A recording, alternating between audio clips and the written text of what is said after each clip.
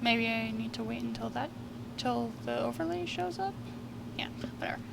Hey guys, and welcome back to another video. We're gonna go ahead and just continue the Archon quest now. And yeah.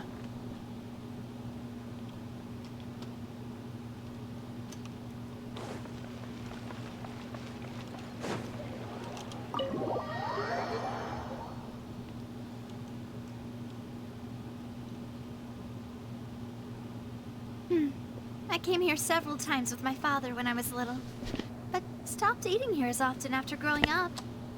I hope the food here will be to your taste. Oh, don't worry. We haven't eaten at a hotel like this in a while.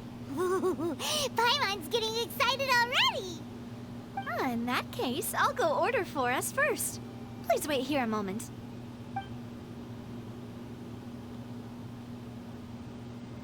Ooh, everything looks so good.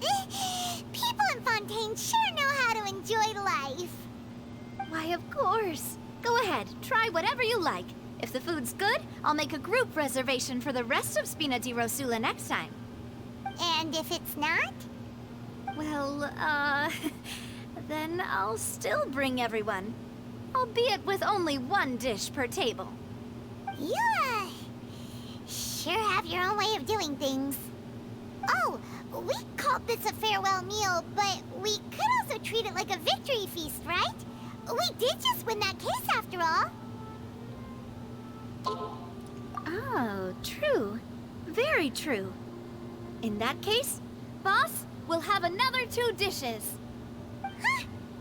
Paimon didn't mean that you had to order even more food.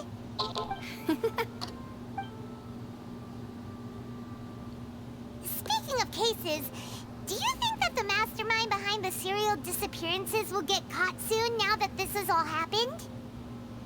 Well, we've certainly taken a big step forward, but I feel that's about it. We know that there's an organization that means to dissolve these young women, but we still don't know what they are really after. If it hadn't happened right in front of us, Paimon wouldn't have ever believed that a person could be dissolved like that. Right?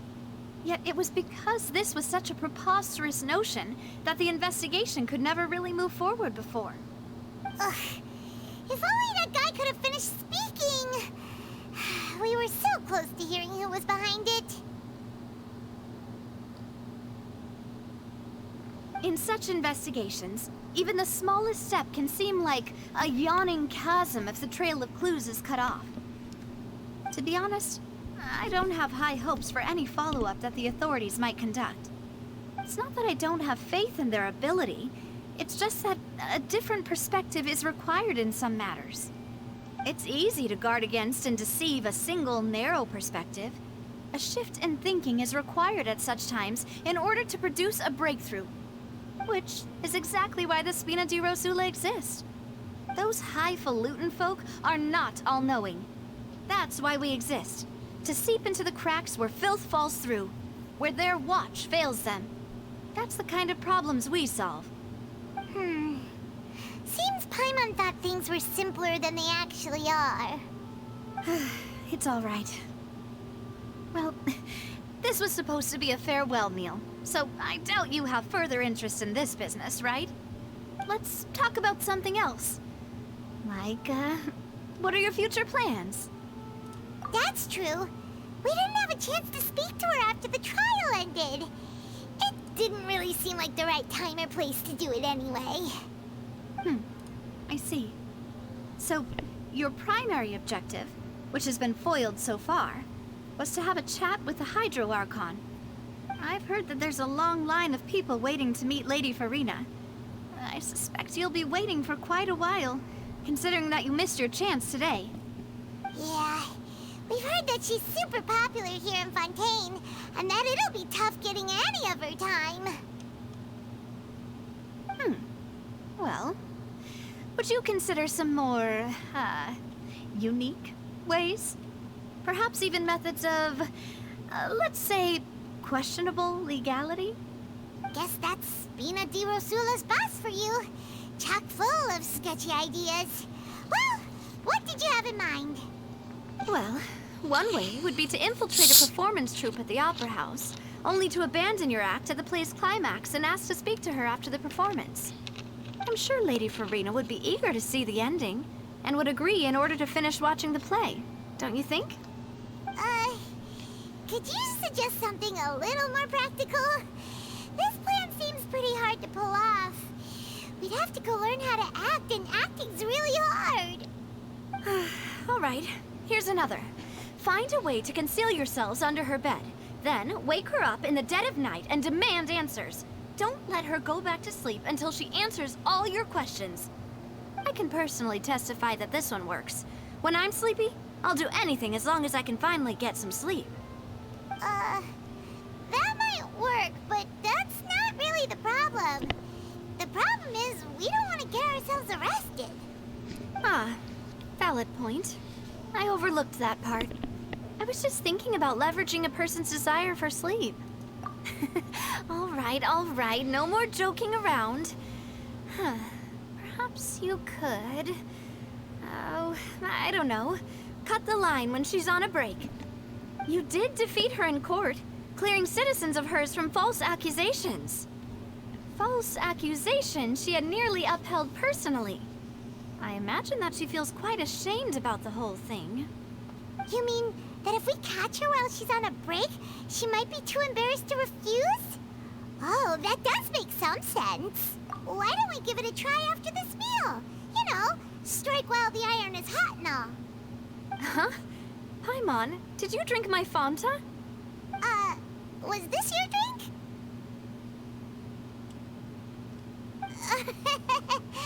Sorry about that. Paimon wasn't really paying attention and the cup was right next to Paimon. Would you like to order another? Well, to be fair, Paimon doesn't have a drink. No, it's fine. We're just about done here. And the drink is closer to Paimon than her. Honestly, Paimon wouldn't recommend Fanta anyway. It tastes kind of salty and icky. Is that so? Huh. Well, in that case, we'll have to blacklist the Fanta here then. If we're all finished eating, then I'll go pay. Yeah, we're stuffed. Thanks for the treat, Navia.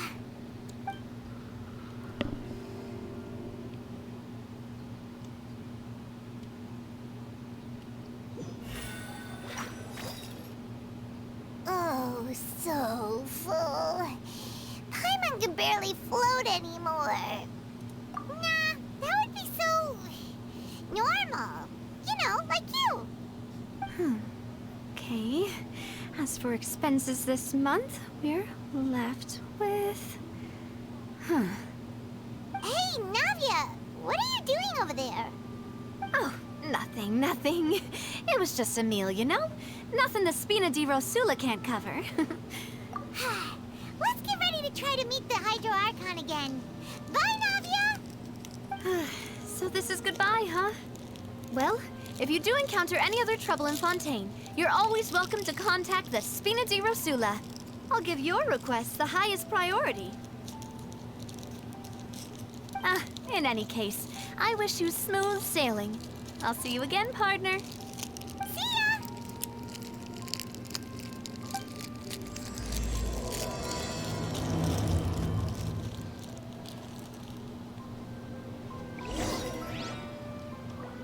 First, I'm gonna go see if I can get any recipes here.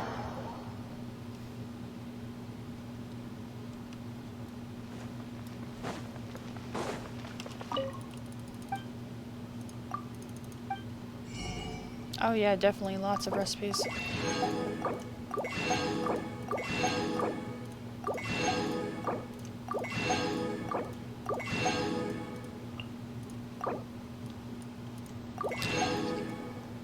Okay. Okay. And then oh. Does she do anything? Nope.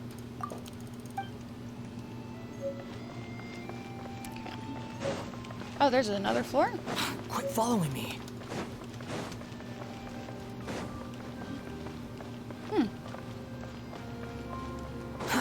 Too slow.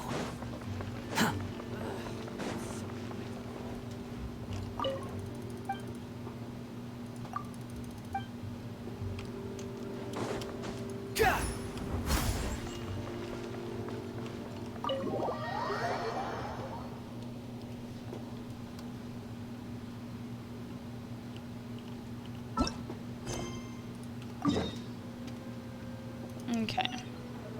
So we gotta go all the way over there. There is one more food place that I would like to get the recipes from. So I'm Quit gonna following me. go ahead and work on that. Oh, there's a reputation.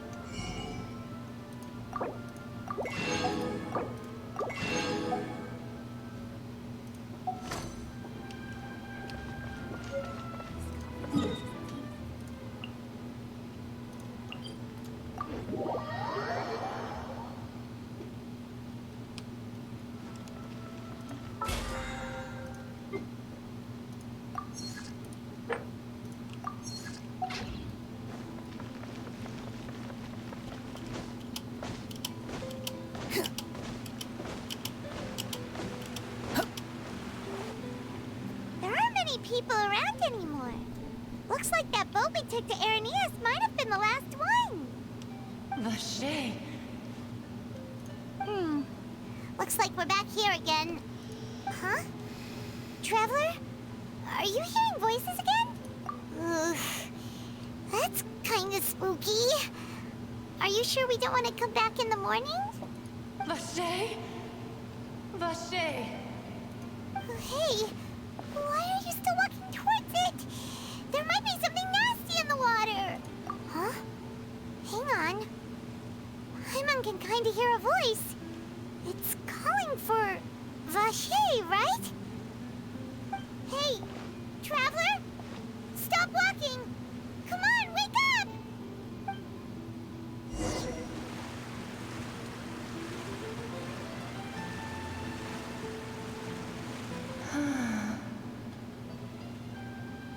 Vache. Are you my dear Vache? No. No, wait. You seem to be someone else. Do you know Vache? Do you know where my love is? Wait. Who am I? I'm very sorry. I fear I do not know. My memories feel like they have been washed away like a flood. So many fragments dissolved amidst the tide, never to be recovered. How much have I lost? How many things that I once held dear while on land have I since forgotten? Yes, that is what I was once. But now, I am but the consciousness of one who is lost, therefore. I do not know how I came to be like this either. I only vaguely remember being covered in light blue water, and then all grew dim. I also remember going to many places. I loved adventure, loved exploring places of peril. No matter where I went, Vache would go with me. I knew how dearly he loved me, and I also loved him equally as much. But now, we can no longer go back. The pain of such parting. I never knew how heavy it could be. No, our reunion no longer has any meaning. There is no way for us to create any new memories. The thought of me gives him no succor. So let it lie forgotten beneath the waters. If you meet Vache, tell him not to look for me. Tell him to move on. That is the only thing I still remember. Perhaps that is so.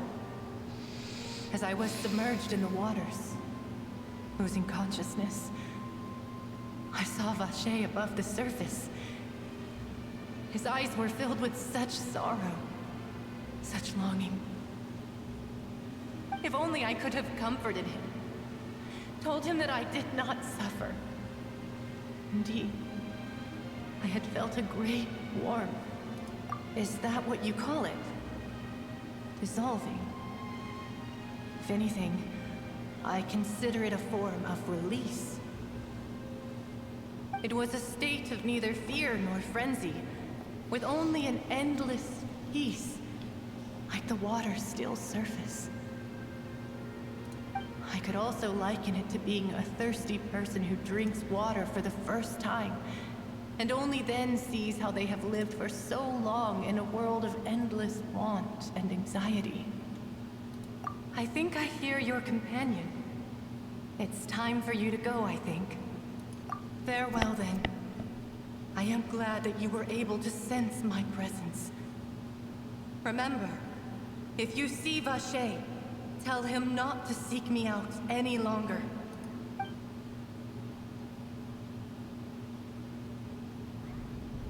Come on, hurry! Navi is outnumbered!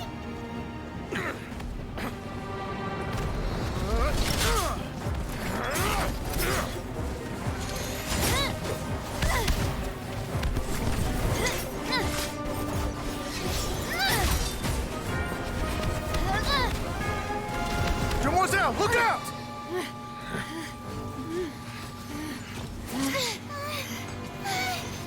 Dear God, it's a whole army of Gardamex.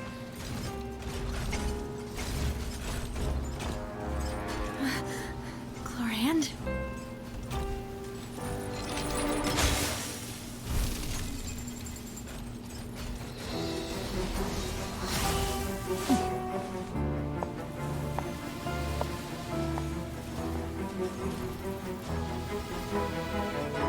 Quick, now's our chance!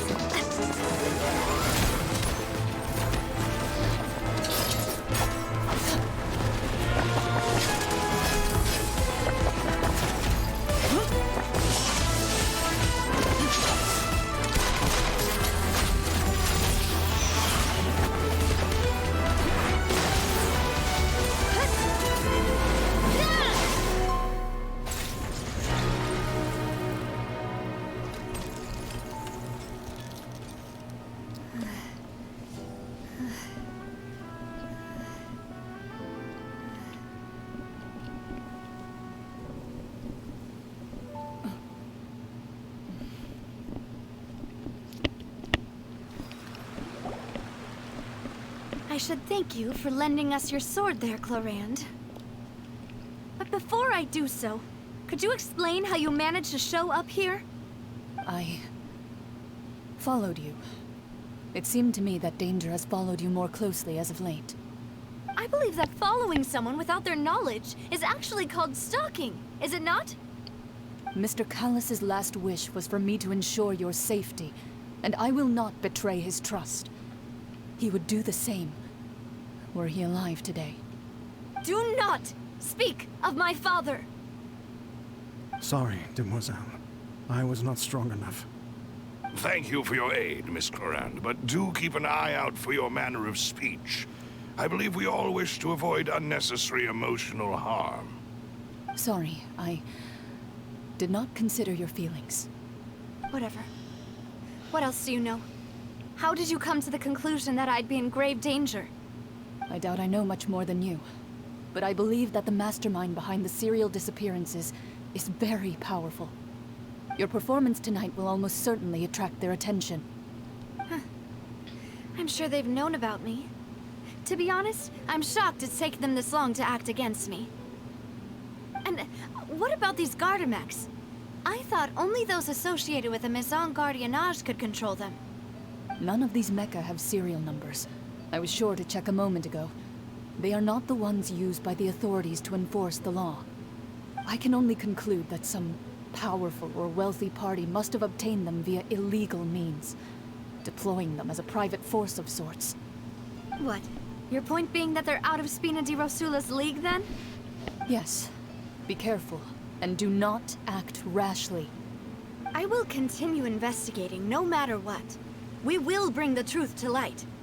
That's my father's true last wish.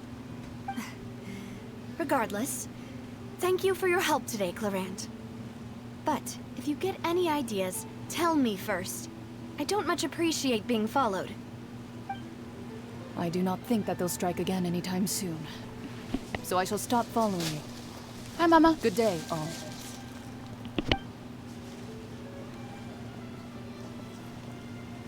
Right.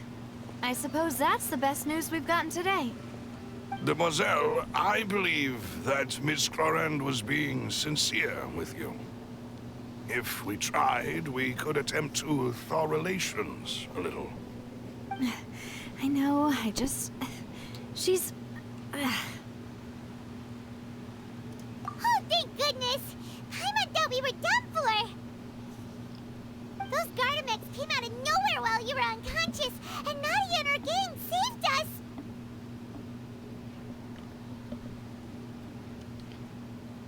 Oh, and there was that champion duelist named Clorand who came out to save us too! We got lucky there. Paimon probably couldn't have fought them off otherwise. Oh, come now. Forget all that polite talk. That wasn't really a farewell meal we had back there. Not for me, anyway. In truth, I hope that every meal we have together shall be a victory feast. As such, we're still partners. There's no need to thank me. It will take 50 years for me to match Demoiselle's magnanimity. If it were me, I would have joined the Spina di Rosula on account of her goodwill long ago. All right, you two. That's enough. Actually, Navia, how did you know that we were in danger? You sure did show up in the nick of time. Well, to be honest, you're the one who tipped us off, Paimon. Huh? Really? Paimon contributed somehow? Cool, Paimon's even more amazing than she thought! Yes, all thanks to you grabbing my drink by mistake. How did that help? After we parted ways, I was on the way back to one of our bases when I suddenly thought of what you said. That the Fanta tasted kind of salty and icky. Fanta only comes in sweet flavors, so how could it have tasted salty? The color of the drink, if I recall, had also been a bit off. So the Fanta had been spiked with water from the primordial sea? Yes. So, if you hadn't drunk that cup for me... Spina di Rosula is preparing the grandest of awards for you as we speak for saving the boss. Huh? Really? I sent people to Hotel de Boer to investigate, but whoever did this left no trace at all. That's when I figured out that you might be in danger, and hurried here as quickly as I could. But why would they go after us too? All we did was defend Linny in court and help clear his name. Ugh, now we're caught up in this mess too, aren't we? Well, you did foil a plan that they were probably pretty proud of, and almost got their name in the process. Speaking of which, did anything strange happen when you drank the primordial seawater? Well, it can't be coincidence that the traveler fainted just now. She said that she heard that voice calling for Vache again. Oh, and this time Paimon heard it too, but it was real faint. Does this situation have to do with the primordial seawater then? Does that mean the primordial seawater raises someone's sensitivity to hydro when it's used on people who are not from Fontaine? That doesn't sound like too much of a bad thing, to be honest. New intel? While you were out cold? Well, let's hear it, shall we?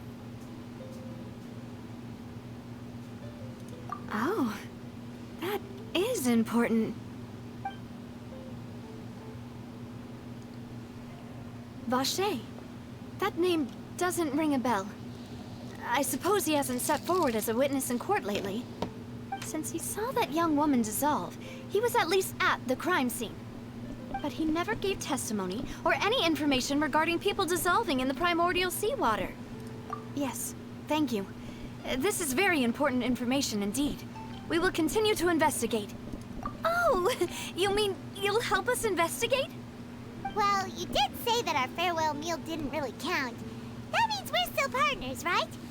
And besides, we're in this now whether we like it or not.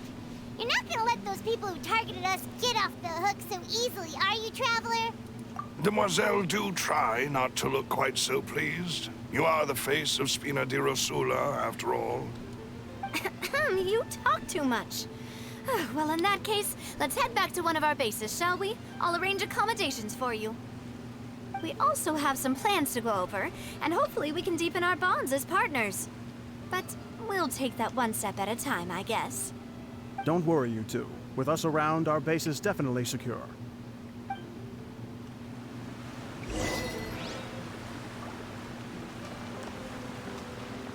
I'm just gonna quickly check to see how much is needed. 30? Okay.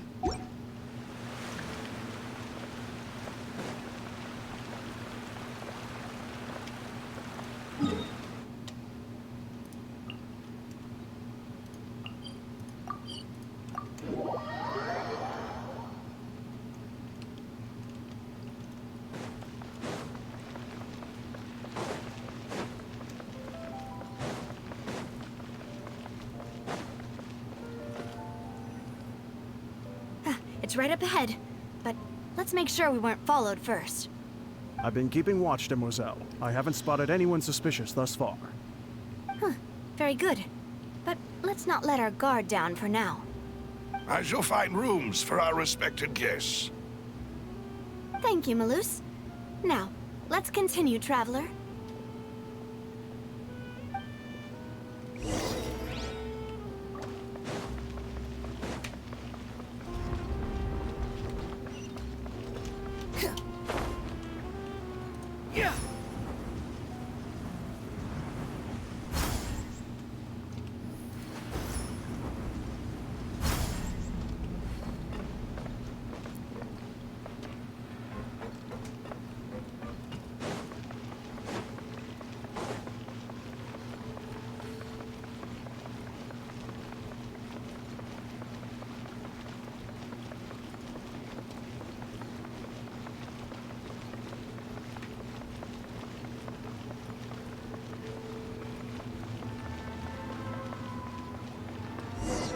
Definitely not very talkative today. That's for sure.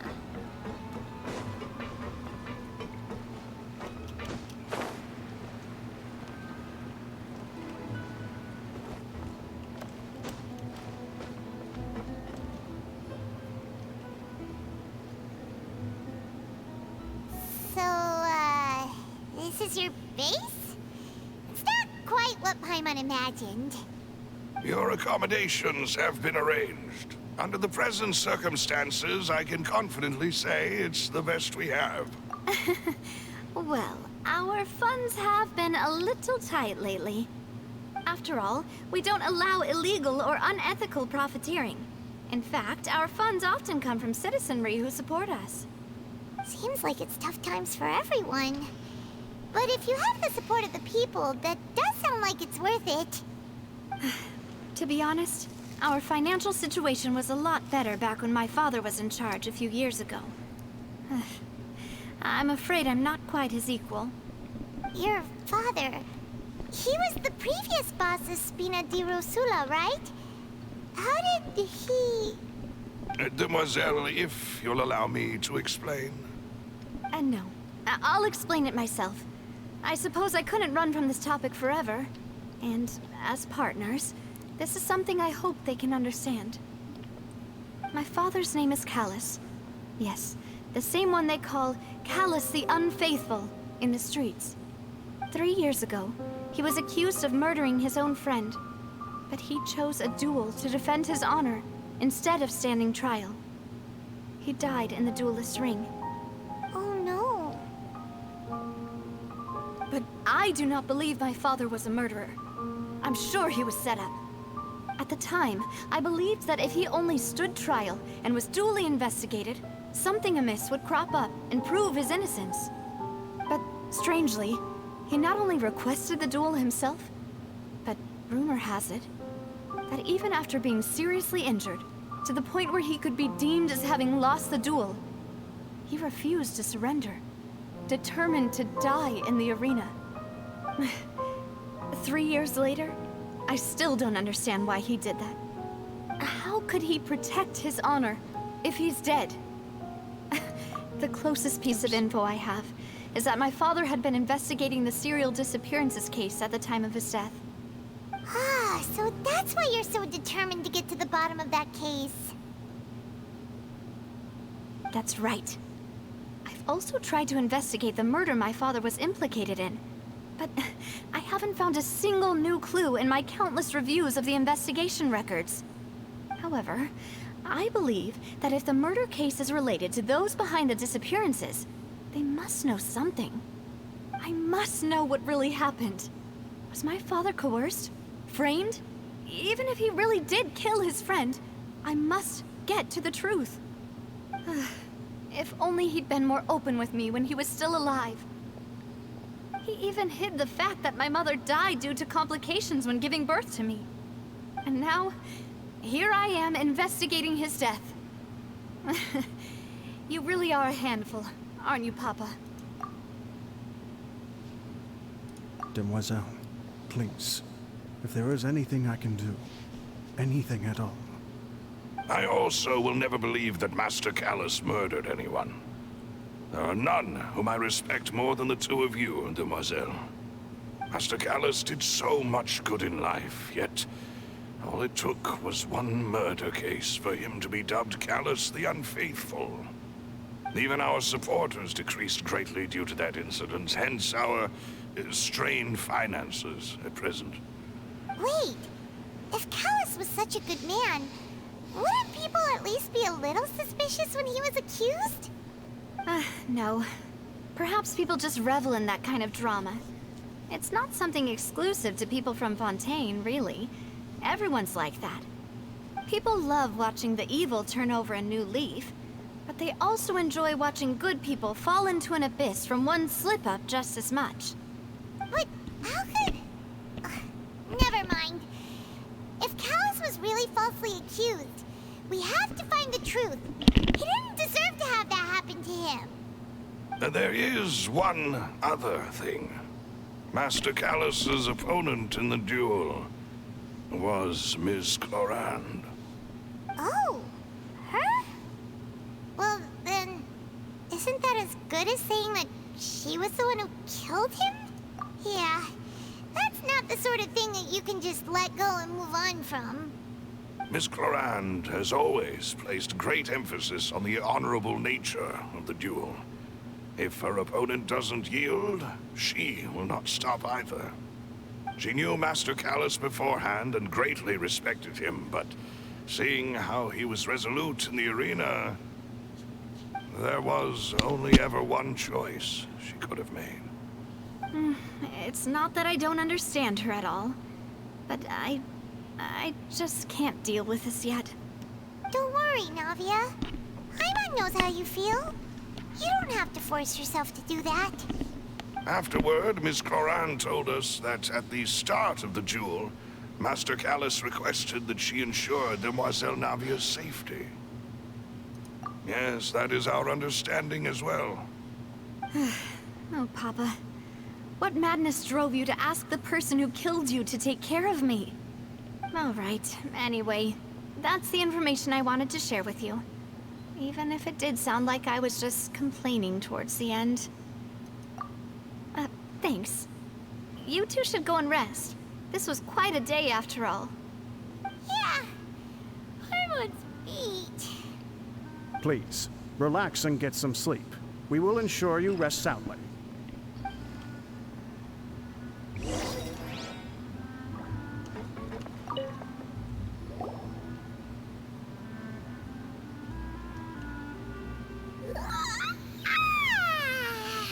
Paimon slept so well.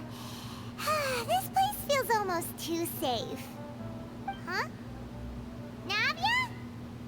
Where did the other two go? I sent them back to Poisson. It's Spina de Rosula's place of origin, and where we have our headquarters. There's not much for them to do here at the moment. Paimon gets the feeling that you're just trying to get them off your back. But never mind that. When did you get back? Were you waiting here the whole time? No, I just returned after going out for a while. I did some investigating yesterday regarding the name Vacher. Wait, so you didn't sleep at all? How could I after having such critical new evidence appear? Guess Paimon wasn't speaking for everyone just now, huh? Unfortunately, this name seems to have been wiped from existence. It doesn't seem to have a match anywhere. I suspect that those behind this have already taken steps to hinder an investigation from this angle. But that does prove that this Vacher person is a key witness in the incident. Does that mean we're too late, though? No. There is one ray of hope. One place in Fontaine that they would find almost impossible to threaten, no matter how much they wanted to. And that is the archives kept by Chief Justice Neuvillette. A place where detailed files on all the cases in recent years are kept. If the Oceanid you met is one of the young women who went missing recently, we should be able to find some related information there. So Neuvillette maintains an archive of case files? Whew. Guess that's the hard-working Chief Justice for you. In that case, let's go talk to him, shall we? Aren't you coming along, Navia? Did you get tired? No, it's nothing. Let's go see the Honorable Chief Justice.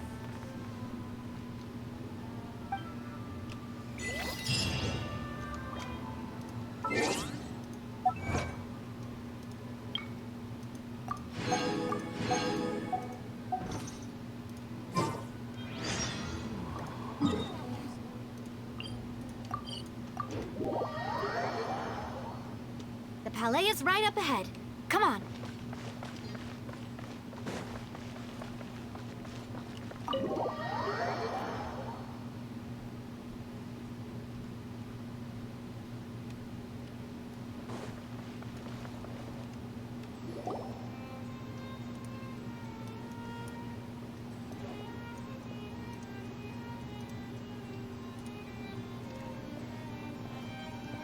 Halt! Please state your business here. The Chief Justice is presently occupied with official matters. Huh. This place does look pretty heavily guarded. Guess that proves that Neuvillette's files are really secure. Hey, don't you recognize us? Huh? Who are you? Just to be clear, I don't care who you are or who you might be related to. Our rules make no exceptions. See? They've got great discipline, too. Yep. Paimon can tell. If you're here just to crack jokes, I can point you towards the exit. Unlike some, we're busy, so please leave if you don't have a reason to be here.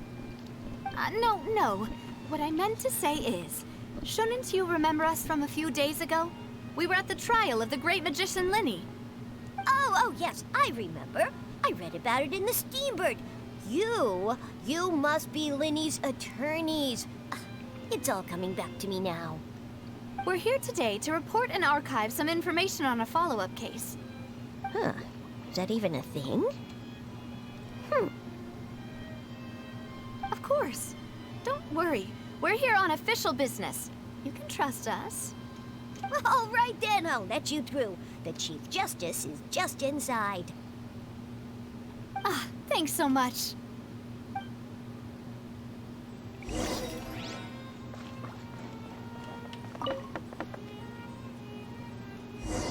Please come in.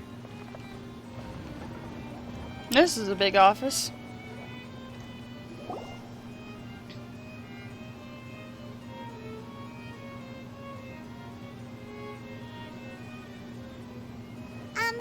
Sorry to barge in, Monsieur Neuvillette.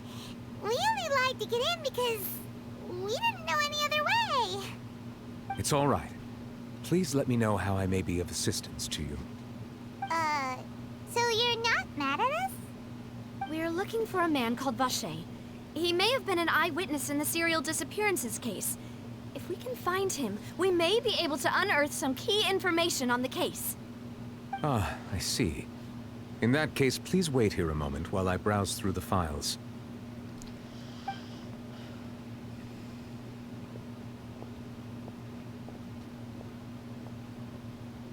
Who knew that Neuvillette would be so easy to talk to?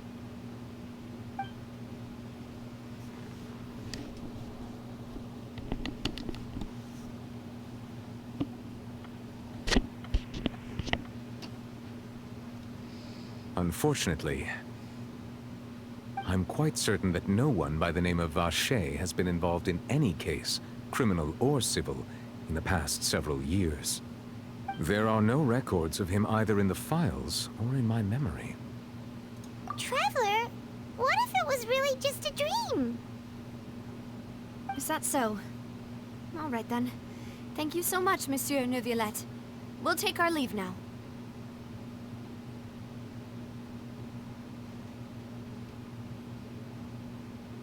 Ahem.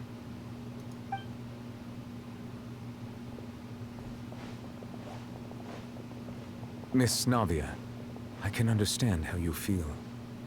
Your father, Callus, was a truly exceptional man. We deeply regret his passing.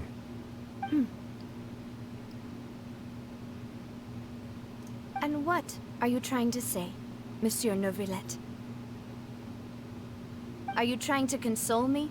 Extend your sympathy? Or just express some tendril of regret? No. You are not trying to do any of that. I can hear it in your voice. There's no emotion behind your words. You only said those things because you felt like you should.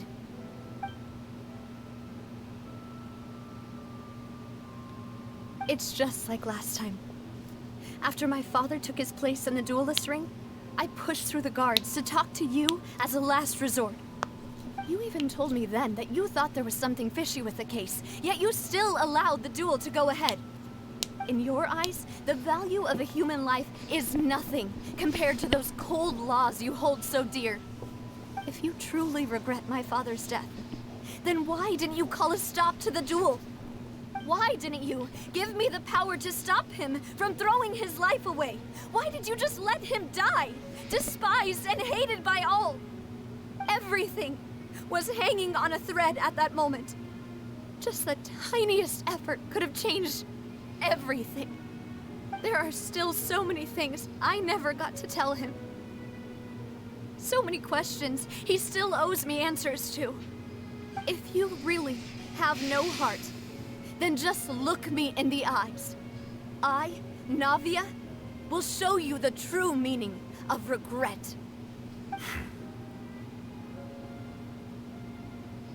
I'm sorry, Miss Navia. You and my father are truly alike. You keep all kinds of things in your heart and never say a word to anyone. It's not so much that you can't feel, but that you would never express anything. Oh well. In any case, everyone already knows full well the apathy of the Chief Justice. My apologies for taking my emotions out on you, Monsieur Chief Justice. Let's go, Traveler and Paimon.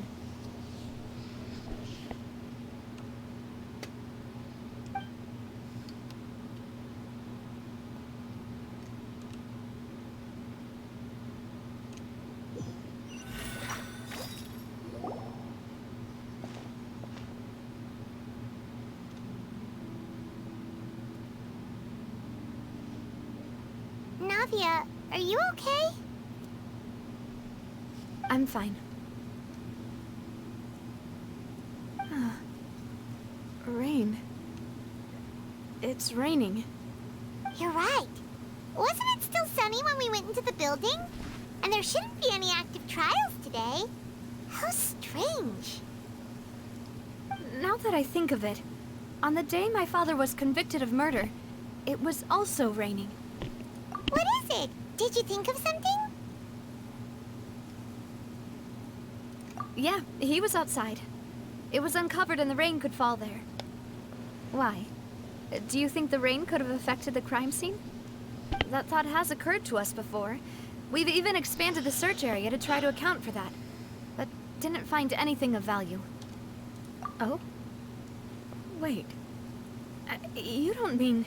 So you're saying that the true murderer could have been turned into water and then got washed away with the rain? Yeah. And if that's what had happened, then no one would have believed your dad, even if he explained what he saw to the authorities. I really think I found a true genius for a partner. You're completely right. How did I not connect the dots earlier? All right, let's go to Poisson. With this new lead in mind, we'll get to the bottom of my father's case for sure. Yeah, we're gonna make progress for sure this time. Do you want to go with me now? Or do you want to head over by yourself later? Great. Let's go then.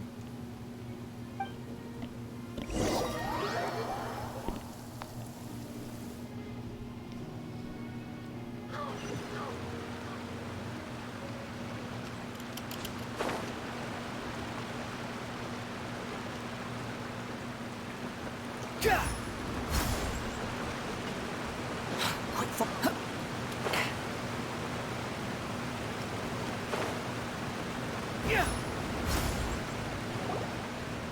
Whoa, what a huge ship! Why would a ship be anchored at a place like this? There's no need to be so surprised. While it may look like a ship, it's actually Spina di Rosula's headquarters. My father was the one who asked for it to be built like this. Perhaps our taste in exterior design is the only thing we occasionally had in common. A gigantic and glamorous ship embodies discovery, opportunity, ambition, and conquest. It symbolizes Spina di Rosula's bright and limitless future. And Paimon thought you were bluffing when you said Spina di Rosula had a glorious past. Paimon was confused why a group with such a history would live in the sewers. But now that Paimon has seen this ship for herself, she's been convinced. Well, Poisson is where Spina di Rosula began, after all. It's our main base, our home.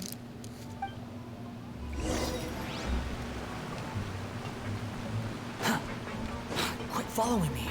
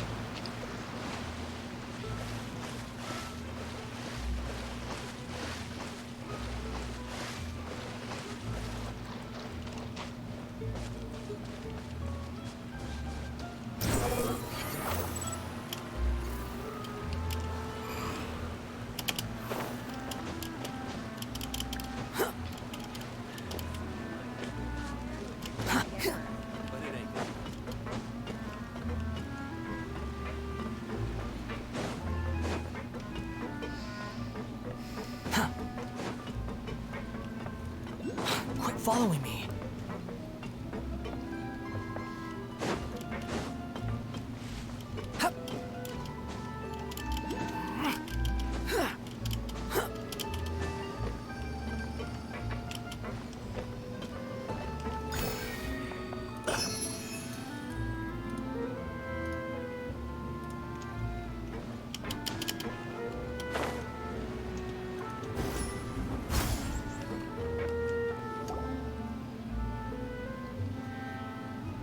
Melus, we're back!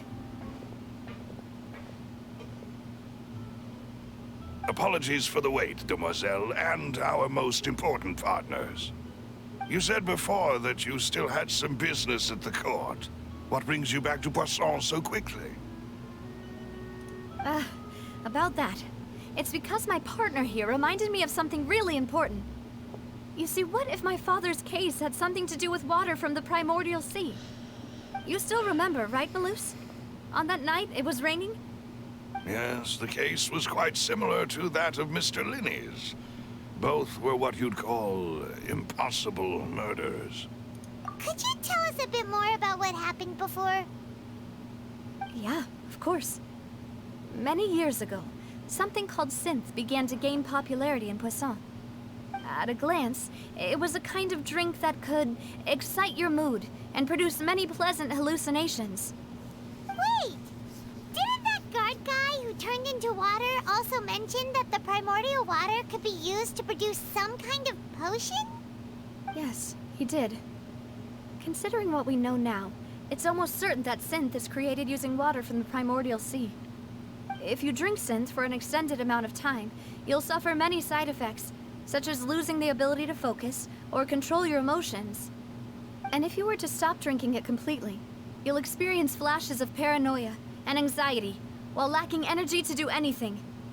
It's an extremely dangerous substance. As he oversaw Poisson, my father was compelled to put a stop to synth abuse and called for a complete ban of it. Boss's uncompromising attitude incurred the synth vendor's wrath, but no matter how much they threatened or bribed him, he refused to yield. Not only that, Boss became determined to find the mastermind behind the synth operation and put an end to the problem once and for all. Yes, but the enemy was very cunning. So he could never get anything out of the dealers, all of whom only sold the stuff and weren't privy to the rest of the operation. Recognizing that, my father decided to contact the dealers in secret and cultivate personal relationships with them. Finally, he was able to convince someone to become his informant. The man's name was Jacques. He felt greatly ashamed about his work after seeing many families destroyed by synth abuse. That night, my father hosted a banquet at his countryside estate. He planned to meet up and exchange information with Jacques over some food. But then, we heard 2 gunshots from the courtyard. We raced to the scene and found my father, still holding a gun, and Jacques, who was already dead on the ground. Huh? How did that happen? Aren't they on the same side? Sounds just like Lenny's case, doesn't it? In both cases, the culprit seemed obvious, but neither appeared to have any motive at all. Looking back on it, though, I now believe the most important clue was something we all overlooked at the time. There were pieces of clothing left at the scene. Precisely. It's all thanks to you that I made the connection now. Back then, we all just thought they were some costumes that Jacques used to disguise himself at the banquet. But, considering it now, it's almost certain that they belong to a third person at the scene. With one extra person, we'll also need to reconsider why the 2 shots were fired. You're right. We still don't know what happened. But my intuition tells me that we're on the right track to figuring it all out. I'm finally headed towards the truth. Jacques was an empathetic man who was infinitely remorseful for his past actions. It's unlikely that he turned on Boss with 0 warning. I think this third person is probably the key to the full truth. On that note, however, even though this will not please you, demoiselle, as your and your father's butler, I must still offer a word of warning. Our opponent is insidious and cruel. They are extremely difficult to deal with, and Boss has already lost his life trying to bring them to justice. Even though Spina de Rosula has lost most of its former glory, Poisson has welcomed a new time of peace, and we have been allowed to live out our lives. There is no need to follow your father's path. It would be both wise and in line with Boss's wishes to step back and give up on the case. If that's indeed what he wished for, then he should have told me that himself. Was I not the closest person to him? And yet, I was the one most kept in the dark. What was the point of him dying without sharing any of the secrets he knew? Did he manage to protect anything in the end? Synth is still here. Callus the Unfaithful is still his epithet. And Spina di Rosula is barely getting by. Nothing has changed. Did he think I'd just accept his meaningless death and live out my life just as meaninglessly? I've never accepted that, ever. Not since that day, and certainly not now. I want to find out the real answer for everyone's sake. For the missing girls, for the victims, and for myself. Navia. This is indeed the best moment to act. Your partner appears to be quite reliable, and more importantly, demoiselle, I think you're also ready to take this on. So you do know something else, Malus? Yes, I do. In fact, even before that banquet, Boss already knew of the connection between Synth and the serial disappearances case. But what drove all the tensions to the boiling point was the revelation that you, Demoiselle, had been selected as the next target to disappear. What? Boss also didn't tell you that he had been diagnosed with a rare illness. The doctors told him that he had no more than 5 years left to live. And the serial disappearances case caused him great anxiety. 5 years was nowhere near enough time to resolve this long-standing conflict. But once he passed away, all the danger would pass on to you. Knowing all of this, he decided to use one final intimidation tactic before his death. He claimed to have already gotten his hands on some key incriminating evidence for the other side, and even told some members of Spina di Rosula about the details. But as long as you remained safe, he would not share the evidence with the public. If something were to happen to you, then he and all those he told would immediately expose all they knew about Synth and the disappeared victims. Right, so nobody would be able to get off scot-free. As we've seen, Boss's tactic has worked. Even though Boss has been gone for a long time, the other side has not tried to take Demoiselle's life. No, I don't believe it. He never appeared to look sick to me. No father wants their daughter to see them weak and haggard, especially someone as proud as Boss. To him, dying in a duel and suffering lasting dishonor as the unfaithful was still far preferable than losing face in front of his daughter. So he chose to die in silence, so that he could protect me. I'm afraid you're not understanding this correctly, Demoiselle. What Boss wanted to hand to you was not a parasol, but a sword. If Boss's spirit could hear you telling me that you want to find the answer for the sake of everyone involved, I'm sure he'd be extremely proud. That fool. Couldn't he have just given it to me straight? No. He might have set up everything precisely because he never thought I'd be able to understand him. Is that the amount of confidence he had in me? And what if I was never able to make it to where I am now? Yeah. I suppose that's true. With the way he'd set things up, if I had wanted, I could have just lived out my life without a care in the world. But thankfully, he rarely talked to me about complex matters, and thus understood little of me as a person. In this case, he really didn't need to give me an easy way out. Malus, what was the key evidence that he shared with you? It's the location where Synth is produced. Essentially, it's the enemy's headquarters. When he was threatening the enemy, Boss didn't share the specifics of the incriminating evidence he found. But if you want to use it against the enemy, you'll still have to take several things into consideration. Why? If we know where the place is, can't we just go storming in? You mustn't forget that we're fighting against a mysterious and dangerous organization that's been in operation for decades. There's no telling what might be lying in wait at their headquarters.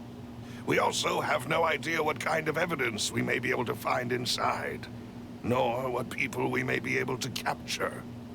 But a single visit to their headquarters would be tantamount to a formal declaration of war.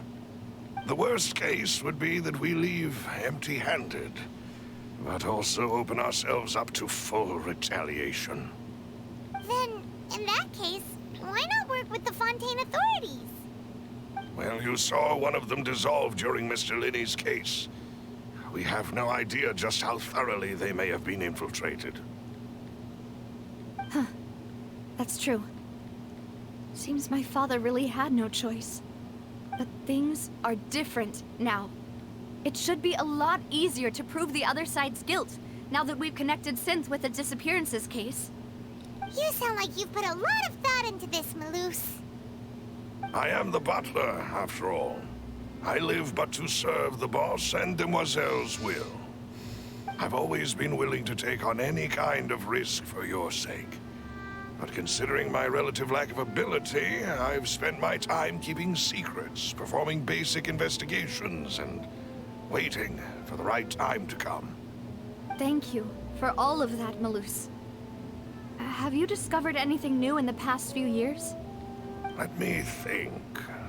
One conclusion I came to is that the enemy must be quite familiar with Spina di Rosula, or at least have an informant planted here. When I announced orders to the organization's members on Demoiselle's behalf, I used to deliberately keep a few people in the dark and observe the reactions of the synth vendors. If the vendors didn't change their plans, then the individuals informed of our orders must be innocent. If the vendors packed up and fled, however, then someone must have given them the news. After several rounds of testing and investigative tracing, I've narrowed the suspect list down to 3 people. The first is Florent, Spina di Rosula's senior advisor. Huh? Florent? Yes, surprising, isn't it? He was one of the people Boss trusted the most, which also means that he was someone who understood Boss really well. Thanks to his position within Boss's innermost circle, he always knew our upcoming plans and could thus avoid capture this whole time. There's someone else like him too. Marcel, the head of Confrérie of Cabrières. Uncle Marcel. It's a guild in Poisson. The boss helped it to grow to its current size and prominence. In the beginning, they were only reselling some daily goods, but now they're one of the richest guilds around, with a lot of business connections in the city. So, they're like a sister organization of Spina di Rosula? Yes, you can say that. When we were fighting against the synth dealers, they provided us with plenty of support. It's a bit difficult to imagine someone using their own money to hunt down themselves. The final suspect is Thierry, the man responsible for coordinating information between Spina di Rosula and the guards. Although the guards mostly leave us to our own devices, there are still many activities we have to report to the local authorities. Since Thierry is always in the know about our current activities, he could theoretically always plan one step ahead. I see. These are all people who I communicate with quite regularly. To think that the enemy we've been fighting against has been right next to me all along, among those I trust the most. It's almost too hard to believe. If you want to investigate them, please take every precaution to not alert the quarry. Judging from our experience, the enemy is extremely cautious. Of course. And thank you, Malus. You've provided us with a lot of great information. You're too kind, my lady. I'm just doing my duty. And before I forget, proving Boss's innocence would also mean clearing him of blame in Jacques' death. After that incident, Jacques' wife and daughter were taken into the Spina's care. They still live in Poisson today. If it might help, you could also pay them a visit. I can make the necessary arrangements. Oh, thank you so much, Malus. You really are the best. A new case awaits, my dear partner. I hope we can work together to uncover the truth and end this case once and for all.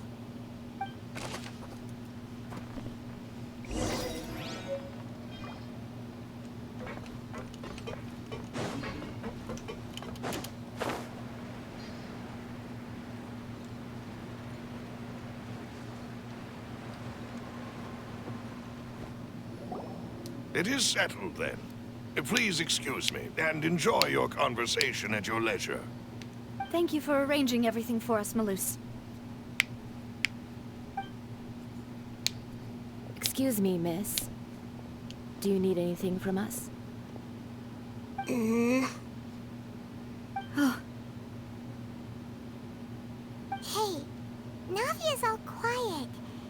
This isn't like her at all. I'm sorry. that I only came to visit after all this time. After what happened, I didn't know how I was supposed to face the two of you. Ah, if it's about that, there's no need to apologize.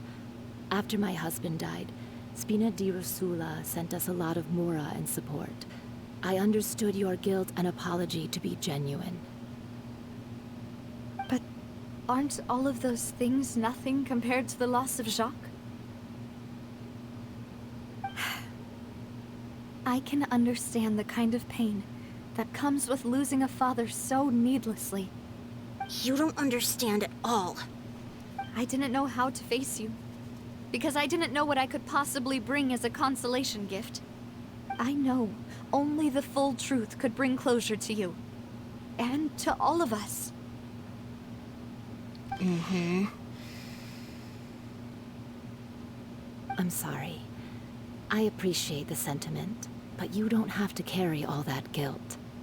On the matter regarding my husband, my daughter and I have more or less found our answer already. Would you mind sharing it with me? I really can't believe that my father could ever bring himself to shoot Jacques. I always knew that my husband's money was earned through others' suffering. He told me countless times that if he could turn back the clock, he would never go into the synth business again. He had many regrets, and felt that he took the idea of providing for his family too literally. For the longest time, he thought Mora was everything. So when Mr. Callis came to him with a proposal, he accepted it almost immediately. He tried to be as careful as he could, but even so, he was still found out by the higher-ups. They found out about his betrayal? Papa didn't say that exactly, but Papa did tell me that I should never be ungrateful. Before he left that day, he told me that he had no choice.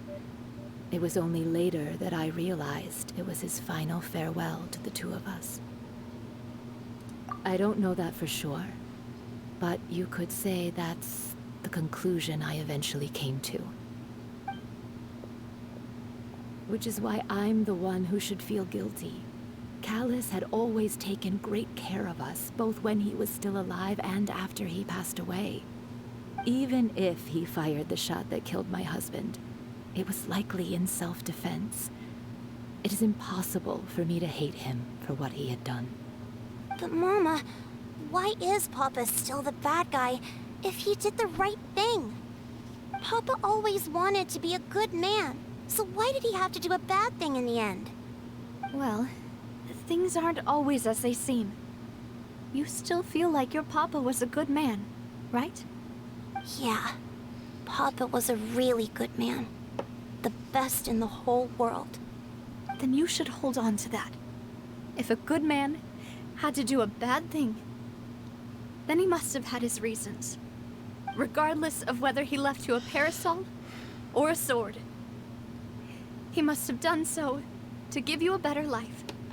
Oh. Thank you for everything you've told me. I will definitely find the truth. The current state of things is not something I'm willing to just sit back and accept. Thank you. I'm very grateful to hear this from you. Even though your personality is quite different from your father's, your determination when you speak is really similar. You really think so? That's the first time anyone said that to me.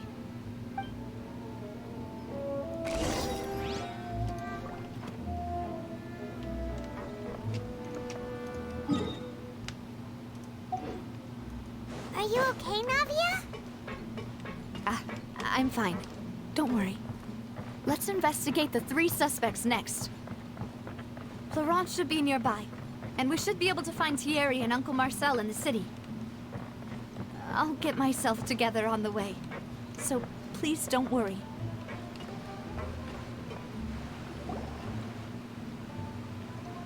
Greetings, boss.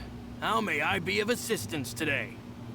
I'm sure you've heard about what happened at the Opera House. Someone got turned into water right in front of us. Yeah, I've heard. With something that dramatic? I'm sure journalists will milk it for all it's worth. And it'll be all the talk for the next several weeks. It also reminded me, on the day that the incident happened with my father, it was raining outside, and we found some clothes left at the scene. After my partner here put the dots together for me, I feel like we should try to reopen his case. Can you do me a favor and try to recall what happened that night? Let me think. Mr. Callis was feeling pretty upbeat that day. So he was drinking and bantering away with us at the table. After that, he told us that he wanted to go get some fresh air. So we let him go without thinking much of it. Who knew that we would hear 2 gunshots ring out right after? My first reaction was that Mr. Callis's life was in danger. So I grabbed my holster and made a mad dash toward the scene. But when I got there, it was already too late. Mr. Callis was standing over a dead body with a gun in his hands. All we could do was look back and forth at each other, not knowing what to say. So you also remember 2 gunshots then? Indeed. The guard said that the first shot didn't hit anyone, while the second killed Jacques. But I've never really bought that explanation. Reason being, Mr. Callis had left his gun on the table. I even made sure to confirm that before running to the scene. But according to the guards, that doesn't mean he couldn't have had other guns on his person. About the clothes left at the scene that you mentioned, do you think there was a third person there who was turned into water? At least from our perspective, my father had no reason to kill. So he would also have no reason to bring an extra gun with him. The gun he was holding probably belonged to Jacques, or a third person on the scene. Yeah, that makes a lot of sense. So you're saying Mr. Callis ended up with the gun because he seized it from one of the other guys? But hold on. If that's what had happened, then why didn't he share the truth with any of us? He didn't even want to face the Oratrice machine, and chose instead to prove his honor in a duel. Did he lose all faith in the courts after seeing someone dissolve right in front of his eyes? About that, Malus told me a thing or two. So, I think I can understand why he committed to the duel. I'll tell you everything once the whole truth has been revealed. I understand. Then, I'll leave Mr. Callis's honor in your hands, boss. And if I may just say one more thing. The whole Callis the Unfaithful epithet has been a thorn in my side since the day it was invented. Many people have laughed at me for still calling him Mr. Callis, even after so many years have passed. But it was Mr. Callis's trust that allowed me to rise through the ranks of Spina di Rosula and live the life I lead today. No matter what others might say, he'll always be the man I respect the most. And he'll always be my boss. Don't worry. I will definitely find the truth. You and all our other comrades at the Spina deserve to know the truth as well.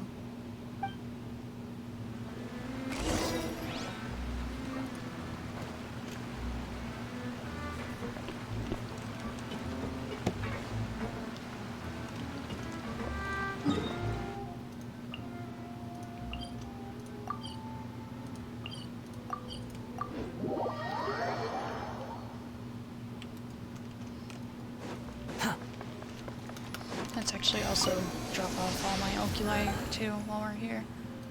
Oh, I only need one more to level up the statue apparently. Too slow. Hey, Thierry! It's me! Oh, now, what brings you here, Miss Navia? I've heard that you made quite the name for yourself at the Opera House. Oh, so you've caught news of that already. Oh, okay. Hey, I'm also a member of the Guards, you know. The way you make it sound, people would think I was sent off to Poisson because I had done something wrong. Are you sure there isn't a little bit of truth in that? Under normal circumstances, shouldn't you have been called back to the city already? I mean, Where I work is really up to me. Let's just say I enjoy the ambiance of Poisson. Callus did a fantastic job running the town, building Spina di Rosula from the ground up and clearing many obstructions in my way. It would be next to impossible for me to find a similarly easy but high-paying job in the city. Anyway, enough chit-chat. Are these two friends of yours? You, here for some formal business? Yes. These two are my partners. What happened at the Opera House made us realize that Linny's case and my father's may be related.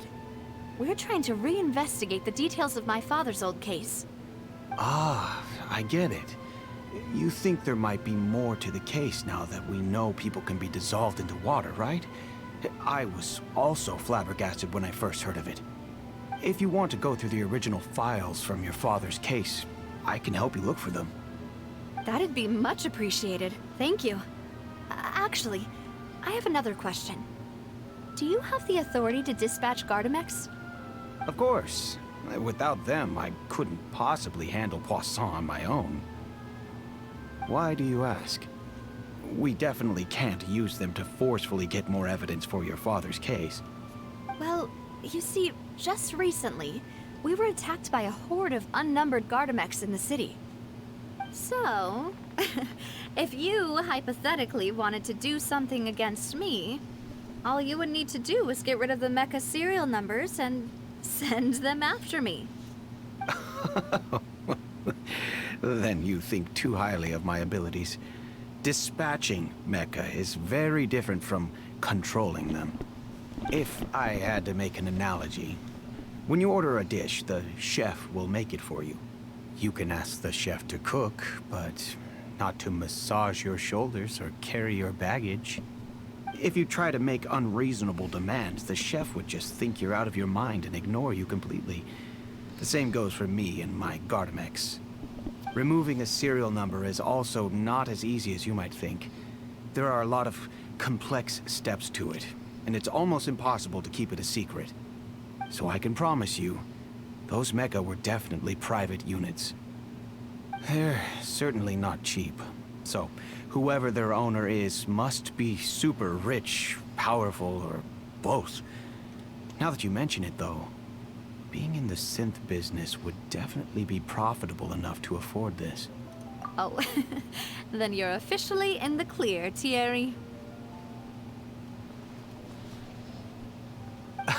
Oh, thank you for the vote of confidence, Navia.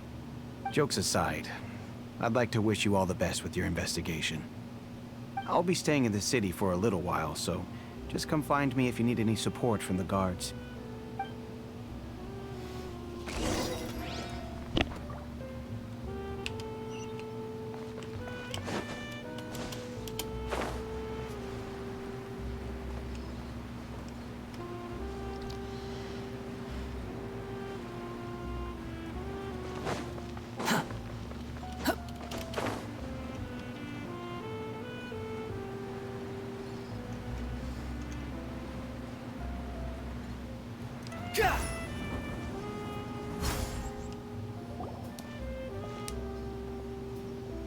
Hello.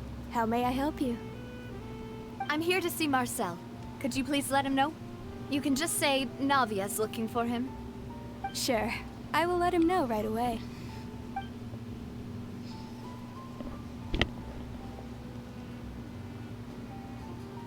Navia, hello. Sorry to keep you waiting. I'm not as young as I used to be, so my legs are giving out a bit. Oh, it's all right, Uncle Marcel. There's no need to stress. I just wanted to talk to you briefly about what happened in the Opera House. I'm sure you saw everything too, right? Yes, I've never seen anything so strange. Oh, you were at the Opera House too? That's right. I went there with Navia to see the magic show. Who knew it would turn into a whole murder mystery? I also witnessed your marvelous sleuthing work. Quite impressive. To beat the Hydro Archon at her own game on her own turf, I can already imagine everyone in Fontaine discussing your exploits over a few glasses of wine. Oh, Paimon doesn't want to become the talk of drunkards. Apologies. It's just how Fontaine is as a nation. Everyone loves drama and theatrics. Uncle Marcel, you've also noticed that other thing, right? The fact that humans can dissolve in water? Yes, I was reminded of your father's case right away. Is that what you're investigating now? Exactly. I still don't have much solid proof, but I can sense that the other side has already begun to act. Oh, and what makes you say that? We were attacked on Araneus by some unnumbered Gardamex. And there was also an attempt to get me to drink water from the primordial sea. If not for the vigilance of my partner, I probably wouldn't even be here talking to you right now. Oh, you're giving us too much credit. Wasn't it you who protected us? Alas, it seems things are heating up again. The peace that Callus sought so dearly will soon become a thing of the past. But rest assured, Navia, Poisson will always remain a safe haven for you.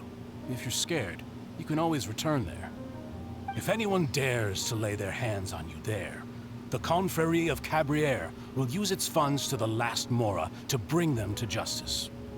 Thank you, Uncle Marcel. But I don't intend to go into hiding. I'm going to strike while the iron's hot. Do you have any new thoughts on my father's case? About that. Sorry, my age is catching up with me, so it'll take me a while to recall my memory.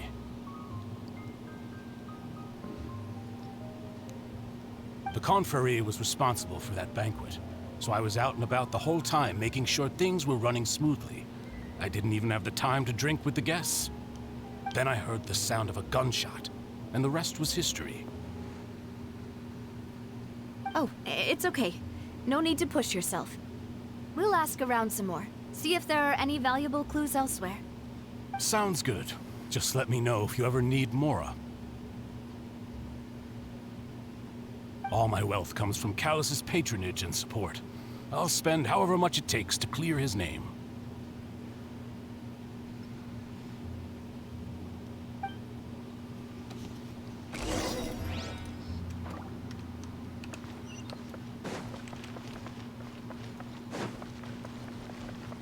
Behold!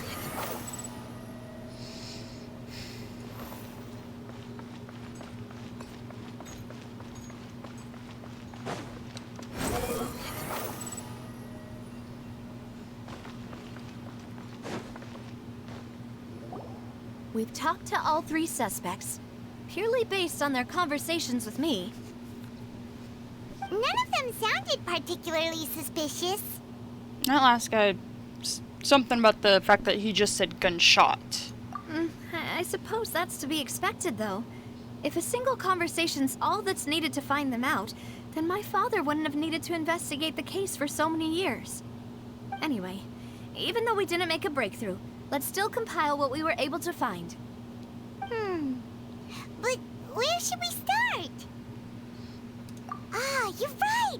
Flora mentioned that Callus probably only ended up with the gun because of circumstance. That makes sense.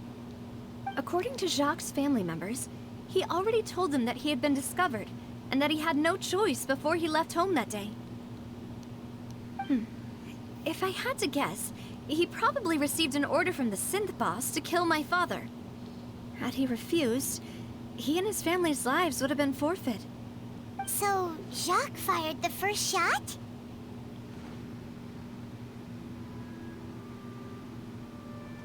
Oh? And why is that?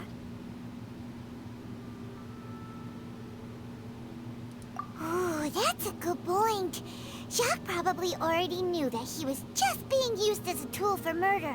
And once he had completed his mission, he'd be of no more use to his boss. Huh. So, what would make more sense from his perspective would be to turn his back on the Order and seek protection from my father. Makes sense. But without evidence, that's still just a theory. Besides Jacques, the attack from the Gardamex has been bothering me quite a bit as well. It's obvious that our enemy has become more antsy after the secret of the primordial seawater was revealed. Do you think he knew, even then, that we'd follow this lead to the end? Given everything that's happened since, it's quite possible. But who among the 3 suspects would have the ability to control privately owned Gardamex? Uncle Marcel? My father did really trust him. And they worked together on a large number of projects. Maybe that's how he got to know Jacques. And with funds from the Confrérie, he could also afford a large number of Gardamex. It's still really hard for me to imagine, though. After all, Uncle Marcel has been around since I was just a child.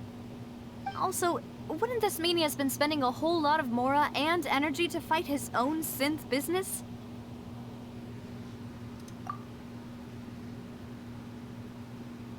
Florent? It is true that he was closest to my father, and thus had the best chance of learning about his dealings with Jacques.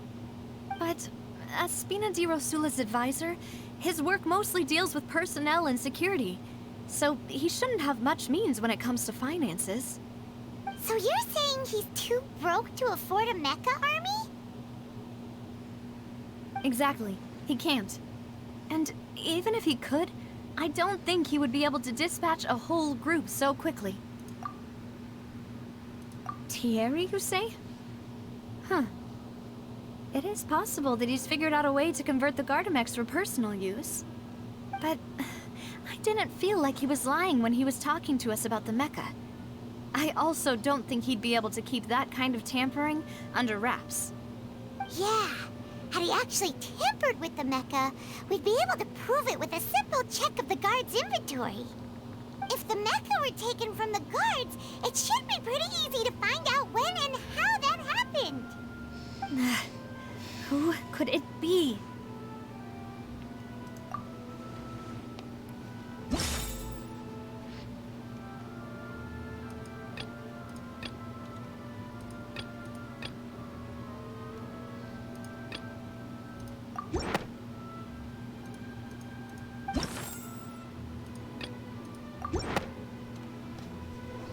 You know, if you think everything through, Uncle Marcel is indeed the most suspicious of them all.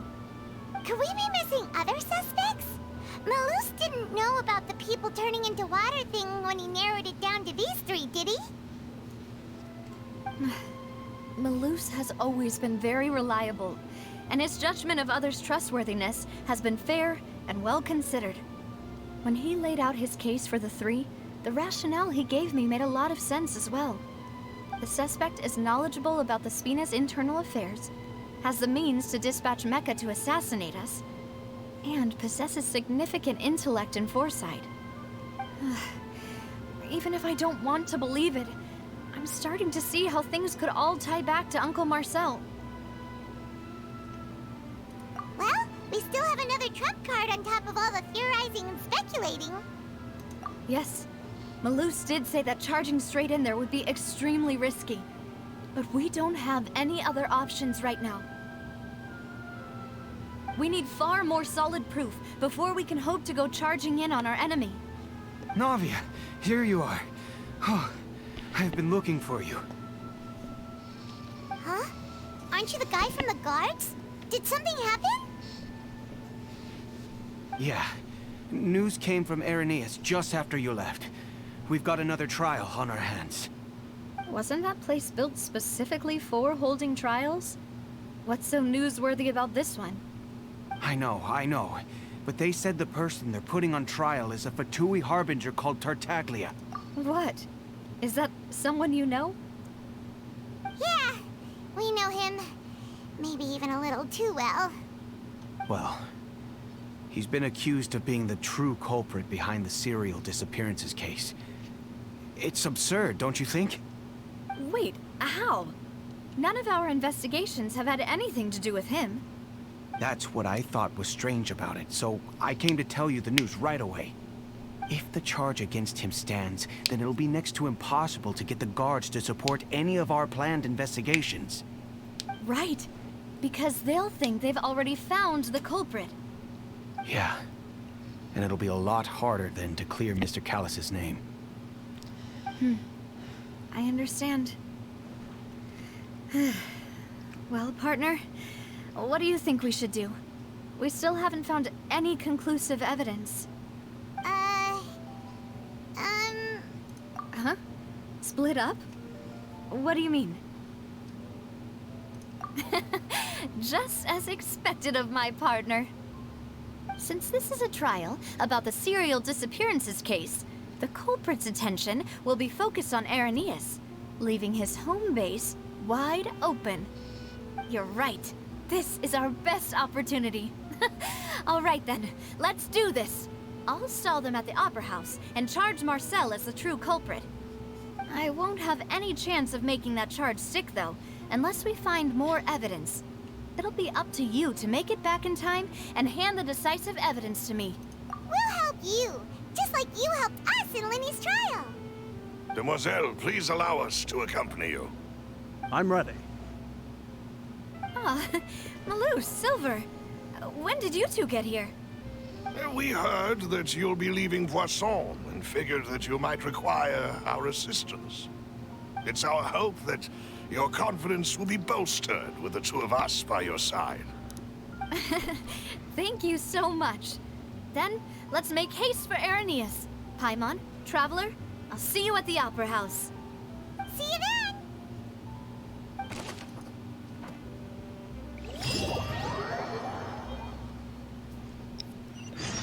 Now that Navia has set out for Irenaeus, we should also get going. The location has already been marked on the map, so let's head over. Huh.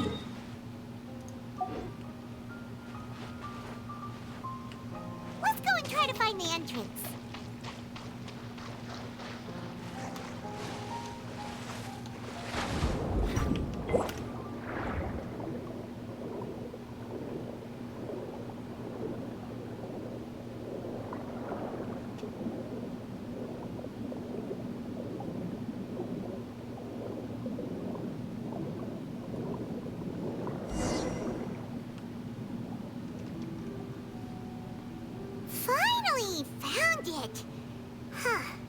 So this is the entrance that leads to the synth production base. It sure doesn't seem out of the ordinary at all. Ah, you're right. An important place like this is bound to have a ton of protective measures and mechanisms. Navia's probably arguing up a storm right now to stall for us.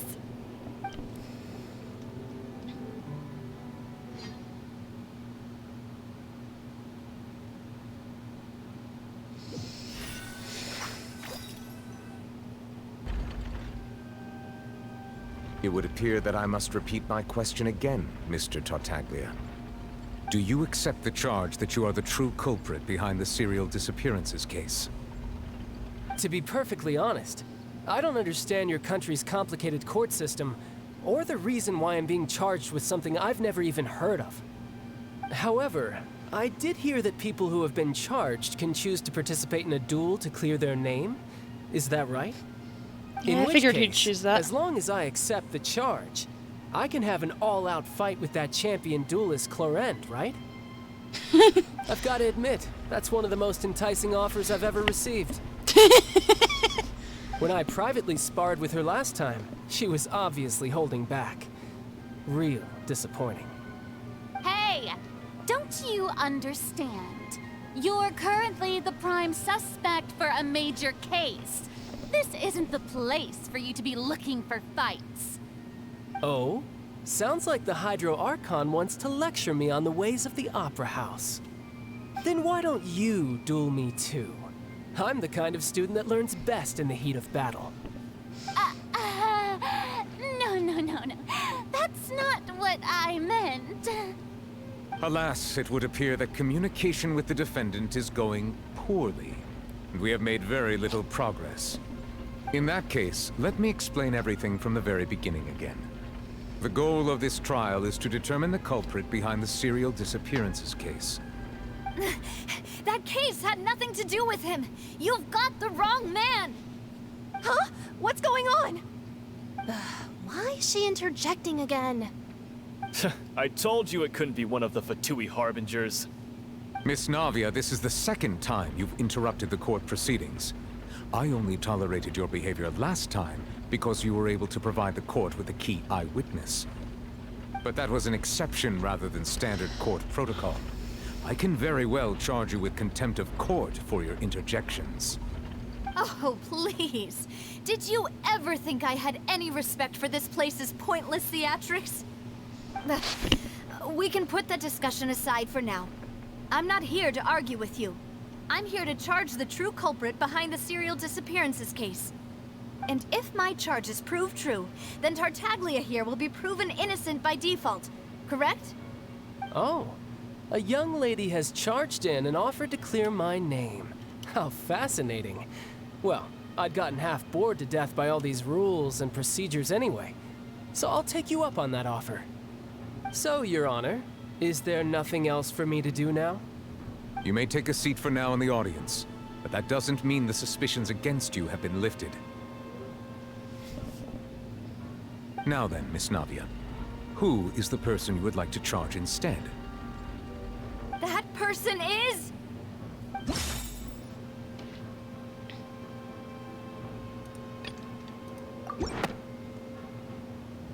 Marcel, the head of Confrérie of Cabrières.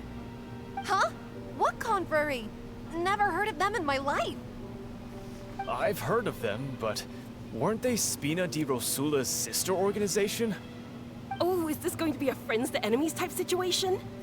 Please let me remind you, Miss Navia, that charging someone is an incredibly serious matter. Committing to the charge also means taking on the legal responsibilities associated with it. And if the charge fails, depending on the circumstances, you may also be charged with the crime of making a false accusation. Knowing this, do you still wish to charge this man? Yes, I do. In that case, I declare the charge to be valid. Miss Navia and attorneys, please take your places on the court. Members of the guards, please contact Mr. Marcel right away so that he may stand trial.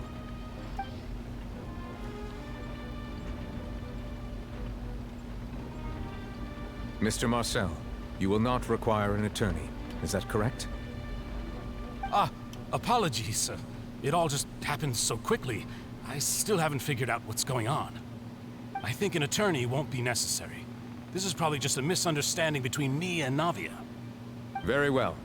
In that case, since both sides have now arrived, Miss Navia, please present your charges. I would like to take everyone back to 3 years ago, to the case of Callus the Unfaithful. Only through elucidating what really happened in that case can we connect all the dots for the serial disappearances case. Navia, do you really think that I was the one who killed your father? Come on, why would I do that? Callus was my benefactor, and remember, both you and I only ran to the scene when we heard the sound of a gun. If that's enough to make me a suspect, wouldn't that make everyone at that banquet a suspect as well? I think there's no point in getting into the specifics right now. The audience doesn't even have the big picture yet. Even I'm struggling to remember some details of that case. Exactly correct, Your Honor. I must refresh everyone's memory about that case before I can explain my charge and reasoning. I see. In which case, I will recount the findings about that case as originally recorded by Maison Gardiennage.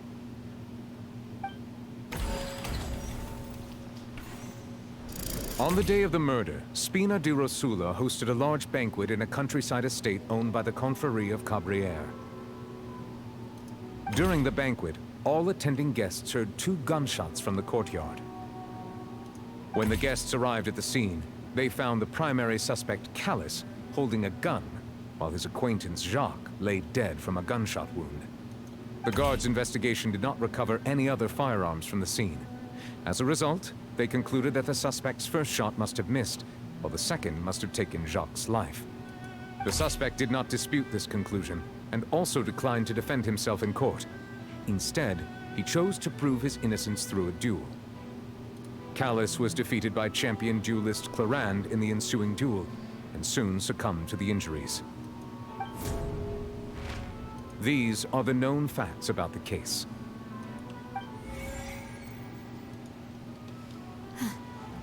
The one with the motive to kill was Jacques, not my father. And even so, Jacques still had no reason to pull the trigger. In truth, the third person shot Jacques first, and was shot in turn by my father when my father seized the gun from him. After that, the true culprit turned the third person into water, erasing all traces of him from the scene. Thank you for the summary, Your Honor. Of course, the guard's conclusion appeared quite sensible to us at the time. However, we should revisit the case now that we've gained new information about the abilities of water from the primordial sea.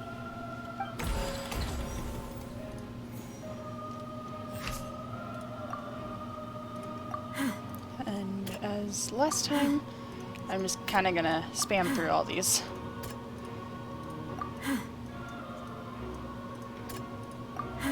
Okay, so that one's staying as is.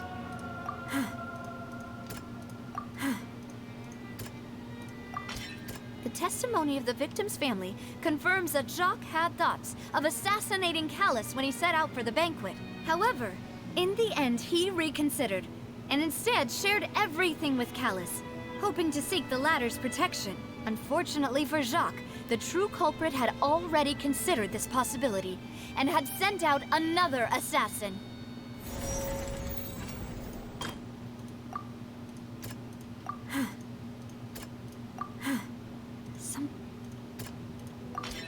This assassin first shot Jacques, then turned to shoot Callus, only for Callus to wrestle the gun from him and kill him instead.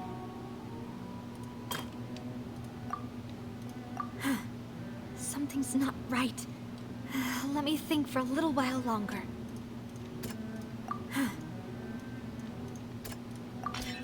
A pile of clothing was found at the scene. The guards once believed they were used by Jacques as a costume to disguise himself. But now, it is clear that the clothes were proof that there was a third person at the scene, and that they were turned into water after committing the murder. Since it was raining that day, the culprit was confident that they could use the rain to wash away all traces of their dissolved accomplice. Realizing this, the true culprit caused the hired assassin to dissolve into water, leading everyone to believe Callus was responsible for Jacques' murder.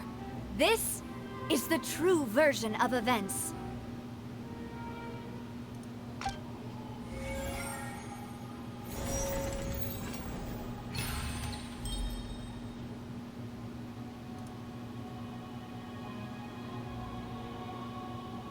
So that's what happened. Wait, you're telling me something as dangerous as water from the primordial sea has been used for all these years? What a great theory. It also explains Callus's and Jacques' respective motives. I guess they didn't shoot each other after all. Mr. Marcel, you are the one being charged with the crime.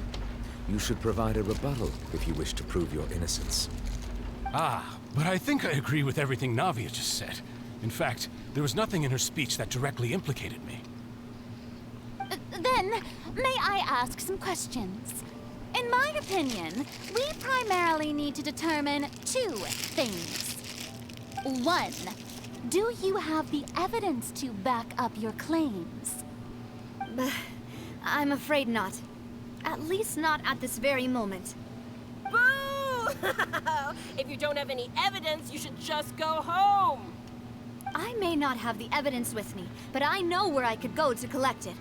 If we look up the deserted clothes against a record of people who went missing around the same time, we should be able to find a match. Considering the serial disappearances case, the guards probably kept careful records of all missing persons from around that time, regardless of age or gender. That makes sense to me. Monsieur Neuvillette, I would consider this to be a reasonable investigative direction. Why do I feel like Furina's acting a little differently today? Probably Maybe because she's scared not of embarrassing herself again? Yeah, and she's not the one you're Alternatively, opposing. she's become more diligent after charging an innocent citizen in the last trial. My second question has to do with the ensuing duel. If the truth is indeed as you described, then why didn't Mr. Callus explain himself in court? If he had testified that a person had been dissolved, he could have at least mounted a defense. I've thought about this too, and the answer is actually pretty simple. He felt there were things that were more important to him. The dissolving power of water from the primordial sea is an important secret for the true culprit of the serial disappearances case. My father could have exposed it for all to see, but he chose to take it to the grave. At that time, Spina di Rosula was in dire straits, and his reputation had already been shattered. He had no guarantee that going forward with the truth would allow the culprit to be brought to justice. What was certain, however, was that it would paint a gigantic target on my back. Boss once told me that Demoiselle had already been selected as the next target of the serial disappearances case. What? If the secret had gotten out, the culprit would have fought an all-out war with Espina right there and then. I wouldn't have been the only one in danger. All of us would have stood to lose our lives. Of course, the guards might eventually figure out the truth of the matter and determine that we were in the right. But what good would that do? How can a hollow verdict protect anyone? Had this opera house ever given my father any kind of confidence in its brand of justice, Spina di Rosula would have had no reason to exist. But by staying silent, we retained the ability to deter our opponents and continue the stalemate. I was able to become Spina di Rosula's president, which made me harder to target, as well as giving me more time to grow and learn. And once I have figured out the truth and stepped up to the challenge, I will do what this opera house cannot, and restore my father's truth and honor back to him. So, you mean to say, your father intended to die in the duelist's ring?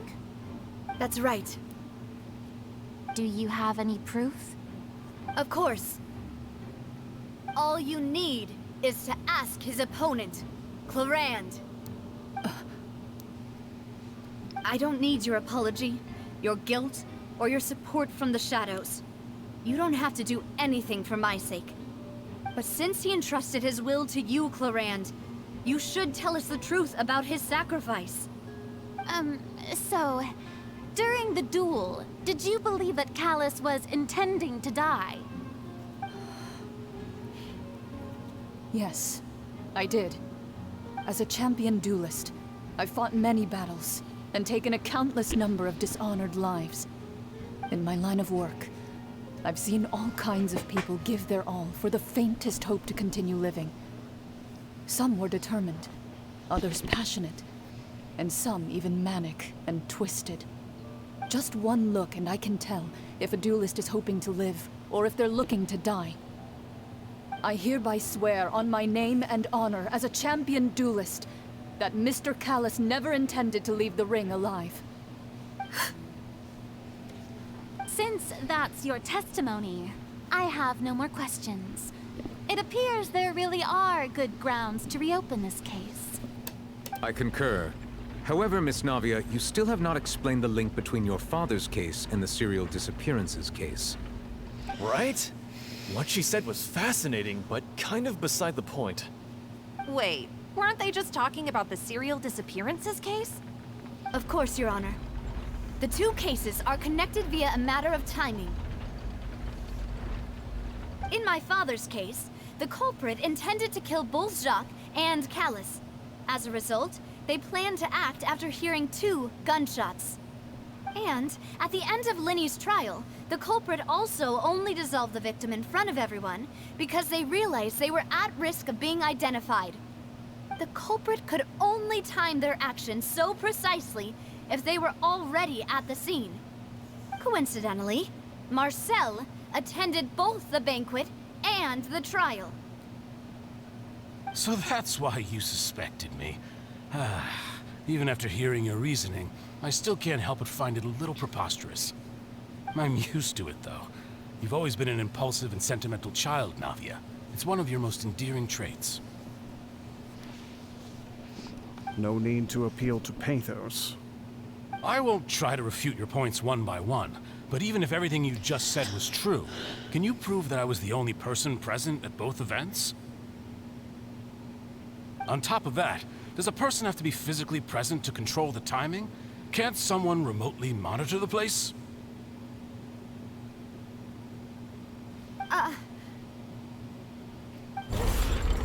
what she can say to that. I know that even with that, you might still think you can reduce the list of suspects with some further investigations, until I'm the only one left on the list. Alas, who won't feel at least a little hurt by an accusation of murder from a girl you see as your own daughter? But if I were to dismiss this completely, you'd also think I'm not being considerate of your feelings.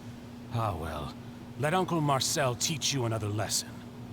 Do you know what the biggest flaw in your reasoning is? I suppose you're gonna tell me anyways. It's timing again. I'm a businessman by trade. From that standpoint, there's no reason for me to kidnap young women. It's a high-risk action with nothing to gain. In addition, I left my home in Snezhnaya when I was young to come to Poisson and work in some trade. My business only thrived when I received Callus's patronage. But the disappearances began before I ever stepped foot in Fontaine. I do apologize, Demoiselle. This was my mistake. No, it's not your fault. I'm sure he had come prepared. Is there anything else you'd like to say? Would you like to check the date of my first business license against the first known case of the serial disappearances? You can also take a look at my border entry records, or ask my friends and family when I left Snezhnaya for the first time. Could those records and testimonies do something to appease the unspeakable anguish in your heart? Seems like she got the wrong guy. At this rate, Navia will be convicted for falsely accusing him. I think you've done a superb job of dissecting your father's feelings as he neared the end of his life. But aren't you going against all of his wishes and expectations right now? He wished for you to become more rational, collected, and conscientious, instead of dwelling only on your own feelings. Once you've learned to be more considerate of others' feelings, and to stop rushing headlong into things, you'd have met most of his expectations. This isn't just about me, and it never has been. The biggest difference between me and the rest of the victims is that I still have the ability to search for the truth, while that same agency has long been taken from them.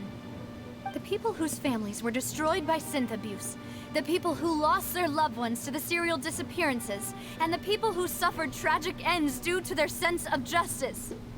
Many people's images are flashing before my eyes. I'm sure some are coming to those of you in the audience as well. And whose image do you see, Marcel? Is it a man named Vacher? Huh. Oh, so you do know that name. I'm merely surprised you'd suddenly say the name of someone I've never even heard of. I was waiting for you to say that.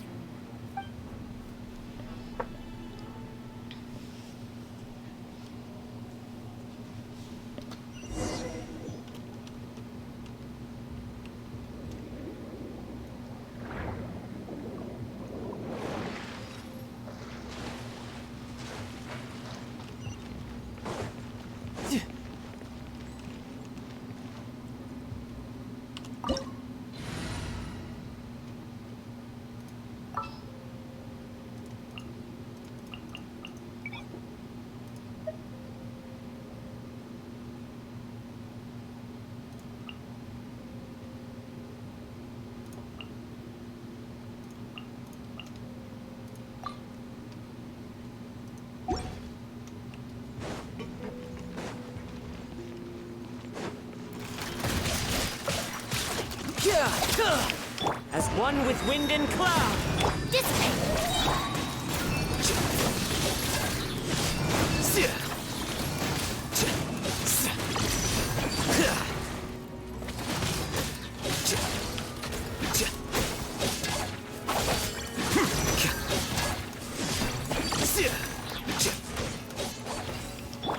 Stand with me.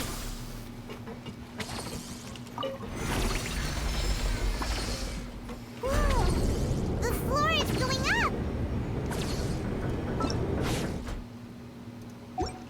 Is it because of this mechanism in the middle? That guy really prepared a lot of stuff for this place.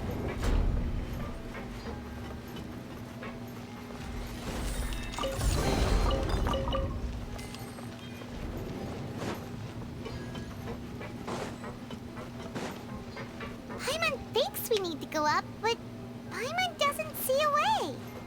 Let's take a look around. Maybe we'll find a hidden mechanism that'll show us the way up.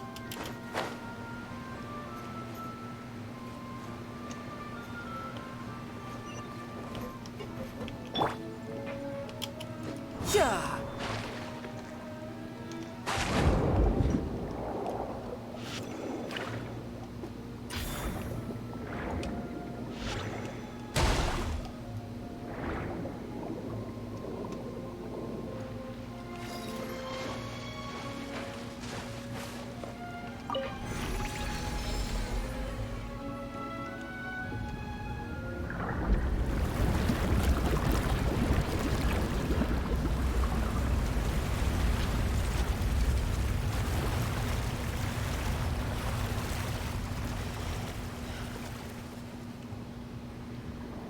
The water level is rising. Now we can swim to the top. But this is still a ways away from where we need to go.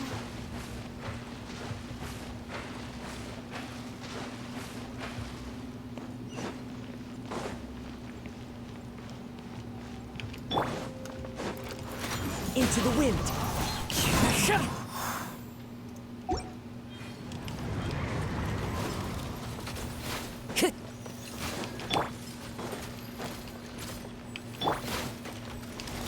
The wind knows me.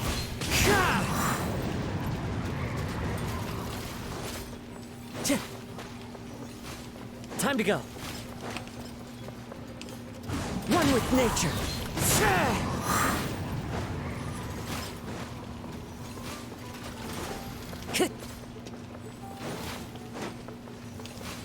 Into the wind.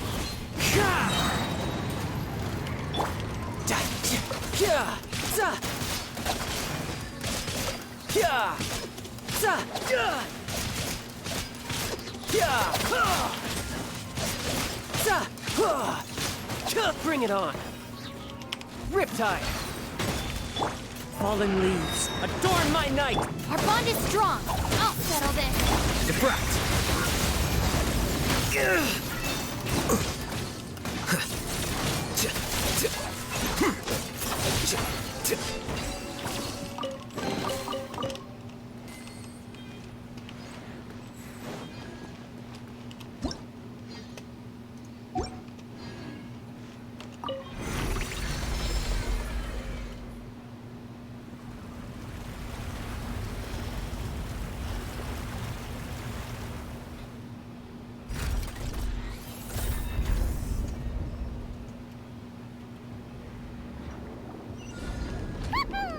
Now the path is clear. Let's go.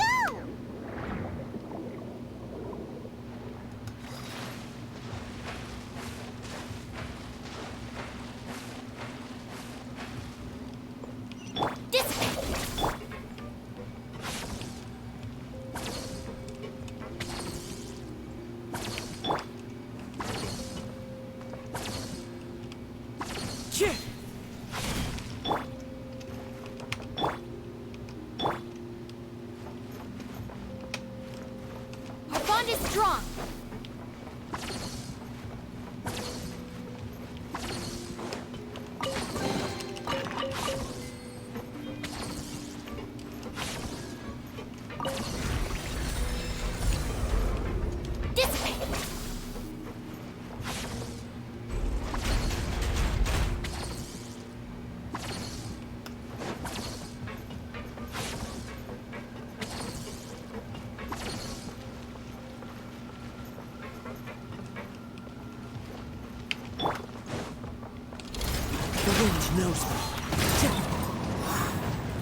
I really need to work on giving Time to go. Kazuha some more energy recharge. One with nature.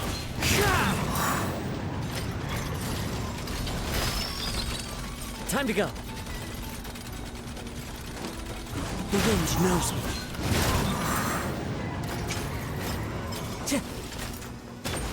Time to go. One with nature.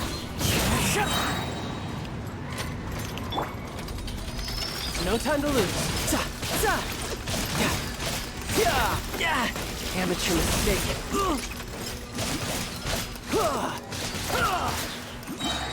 Brace yourself. This is gonna hurt. Clouds high. The birds call. Our bond is strong.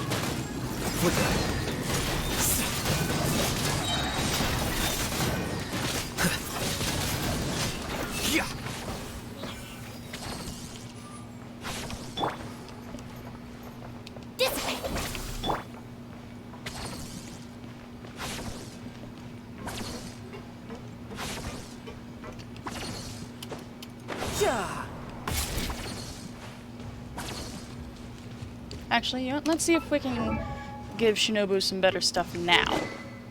Okay. Yeah. All things considered, considering how I use her, that's a good weapon. Mastery. Let's see if we can switch to some HP stuff for healing. Okay.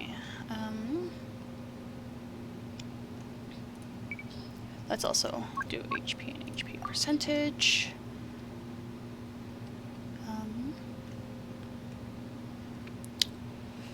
Let's see.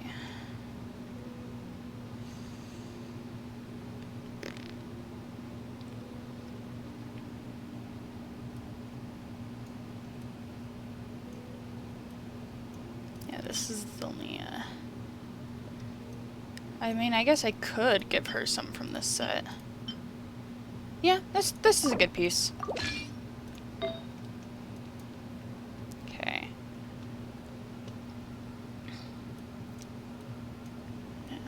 No, there doesn't happen to be another thing of that particular set. Okay. Well, except for the ones that Chi-Chi has. Okay, let's actually first just plain look to see. Okay. Not terrible.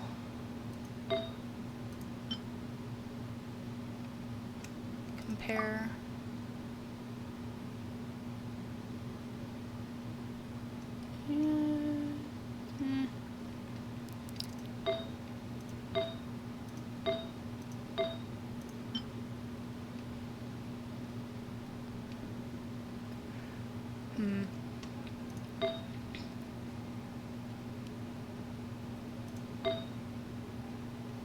Let's just switch with Chi-Chi. There we go. Let's just make sure that Chi-Chi actually has some set stuff. Okay, I just switched off one of her just turned into an off piece, so we're good. Yeah, still a good weapon. Can these? Nope, okay. Oh wait, can I even ascend her at all? Not even remotely, okay.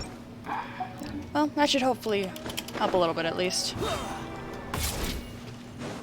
Hyper Bloom should do more damage. And she might do more healing. Into the innermost sanctum. Though, as expected, the mastermind isn't here. That's right. Then let's hurry up and find some evidence so we can get back to the Opera House and help Navia.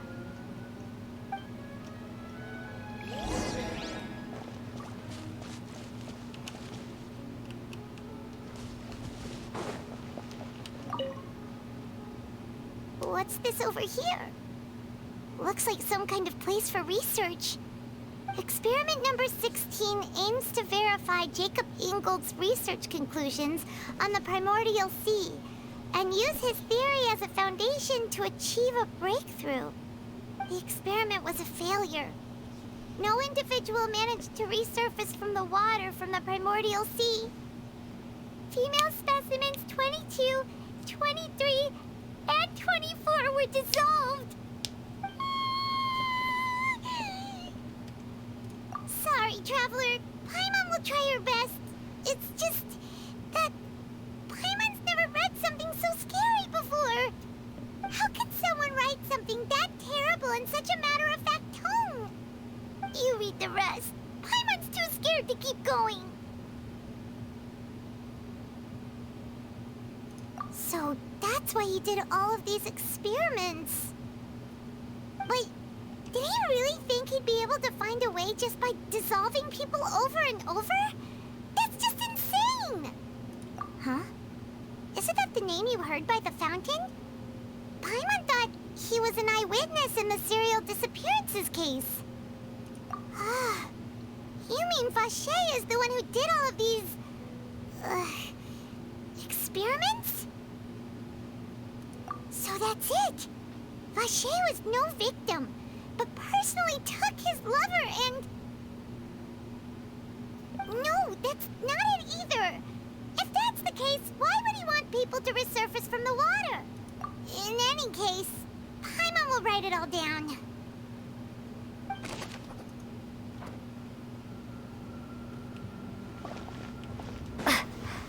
Look at all shinies. What's all this? Aw, it's a bunch of really cute things. Pink accessories, a hair tie, a necklace, even a makeup box.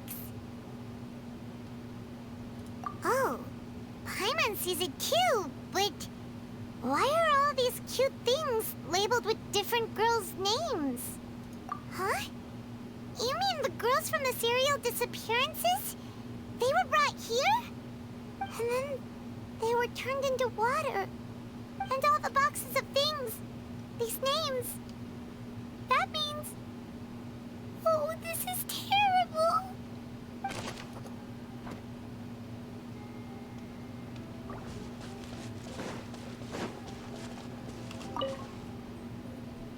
Let's see what's written here. Nothing escapes Detective Paimon's eyes. Callus. Navia's father. Oh, this seems to be an investigation report on him. Yep. It's about finding someone to assassinate Jacques and Callus because of a lack of confidence that Jacques himself would go through with it. This should prove the existence of the third person, right? We still have not determined the exact content of the key information Callus has passed on to certain members of his organization. The old dog's a real menace to deal with. Even if he abides by the promise he's made to us, he will still have the upper hand. He can act whenever he wants to make our lives miserable. The only option left is to remove him from the picture entirely.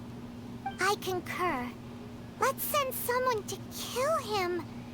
He won't declare war as long as we don't touch Navia.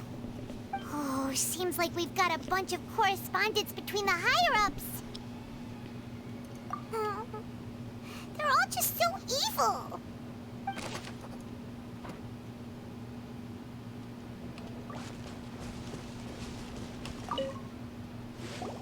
Oh, look! There's an important-looking basin over here, and it's full of water. That means this is where they make all the synth, and that special water is the main ingredient.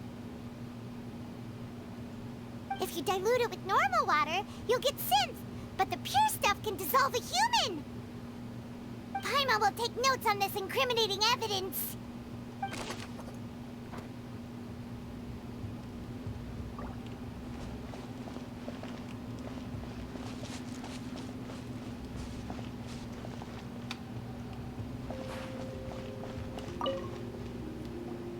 Whoa! There's so much synth here! And so many bottles of ingredients that probably just contain the waters of the primordial sea. Mixing in progress, ready to drink, stock sample? Huh. They've also got all the synth pretty clearly labeled. Whoa, there's even fruit-flavored synth? Yep, it's super obvious.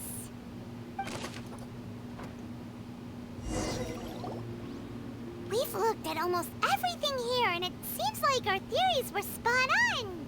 But, yeah, we haven't found anything that reveals his true identity. No wonder even Neuvillette wasn't able to find anything. Whoever it is probably destroyed everything to do with that name a long time ago. That way, even if we bring all this back to the opera, we won't be able to identify the true culprit. Sure thing. Paimon won't admit defeat to this guy either.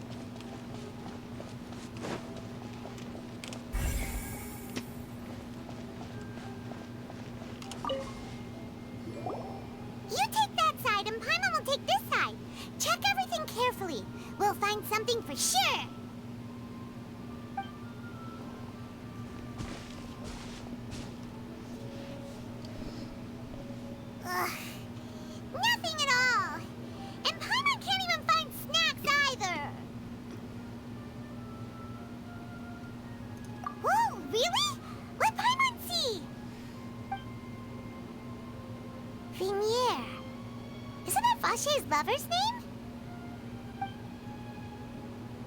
Then you found her diary. Let's see. Aw, it's just a normal diary chronicling their love story. So many! A whole page's worth! But they're all crossed out. Was she unhappy with all of them? The final name she decided on was Marcel. Wait, but Marcel's pretty old. Has this case been going on for so long that he's Vacher and Venier's grown son? Hey! Paimon still hasn't figured it out yet.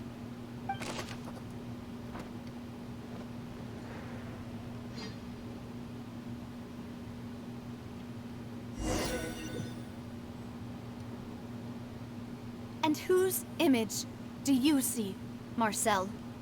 Is it a man named Vacher? Huh. Oh, so you do know that name. I'm merely surprised you'd suddenly say the name of someone I've never even heard of. I was waiting for you to say that. Navia! We're back! As expected of my partner. I just knew you'd return in the nick of time. Just how often do you intend to flout the rules of this court? It's all right, Monsieur Neuvillette. Given their confidence, I expect they've found the crucial evidence.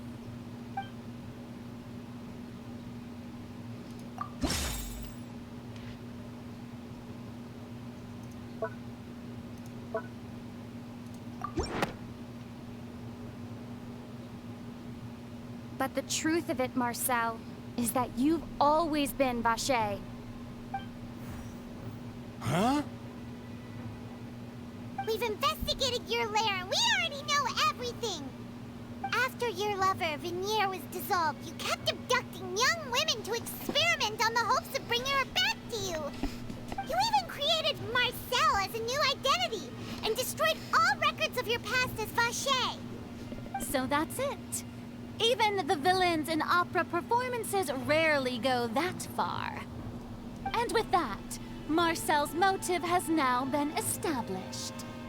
This information regarding your past also dismantles your prior timing defense. Well, Marcel, do you know where you went wrong?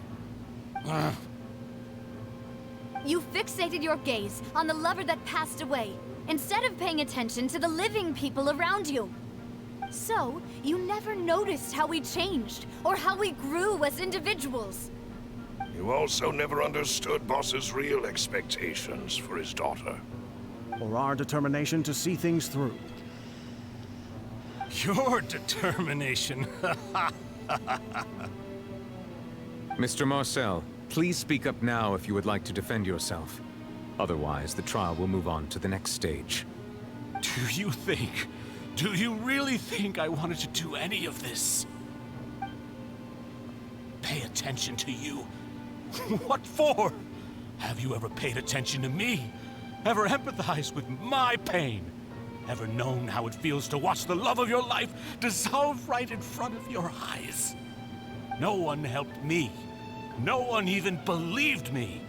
All those decades ago, even the officers from the Maison Gardiennage were laughing at me. They said there's no way a human being can turn into water. So I must have gone mad from grief. Venier's death was brushed away by all of you as if it didn't matter at all. Well, now you know, don't you? Ha! Well, it's too late now. All those who were dissolved are gone forever. You only have yourselves to blame. You set up this ornate opera house in pursuit of your so-called justice, your beloved drama, while turning a blind eye to the suffering of the people. Venier is dead. We promised each other that we would always be together. Wherever she goes, I will follow. But I'm not from this blasted place, so I can't be dissolved, no matter what I do. Hey, is that water from the primordial sea that he's drinking? I can't dissolve! Can't dissolve! Can't dissolve! Do you all see? I can't go, I can't follow. So if I can't go where she is, what choice do I have but to try to bring her back? I did all of that, and in the end, that accursed Callus still got the better of me. I spent my entire life living on pins and needles, only to get stabbed by his idiot daughter at the very end. The suspect is exhibiting signs of mental distress. Guards, please restrain him. Don't touch me! Don't anybody come near me! I still need to save Vignere. I promise. We made a promise. Vignere. Vignere. Please, Vignere. Don't think badly of me. All I want to do is fulfill our promise. At this point, the verdict of this trial is clear. With Mr. Marcel's conviction, the charges against Mr. Tartaglia no longer have any basis. Fine by me. I was in a bad mood, but after a show like that, I'm actually feeling pretty good. Traveler, please submit all the evidence you have collected to the guards, so that I might review and summarize the truth behind the serial disappearances case. What even got Tartaglia accused in the first place? The man now known as Marcel was originally named Vacher, and worked as an adventurer with his partner and lover Vignere. During an underwater expedition, Vignere accidentally came into contact with water from the Primordial Sea, and was dissolved in front of Vacher as a result. Vacher learned of the primordial water's existence through the work of others, and began to kidnap young women for research, with the goal of discovering a method to restore Vignere back to life. To cover his tracks, he invented the new alias of Marcel, and began to operate a business in Poisson.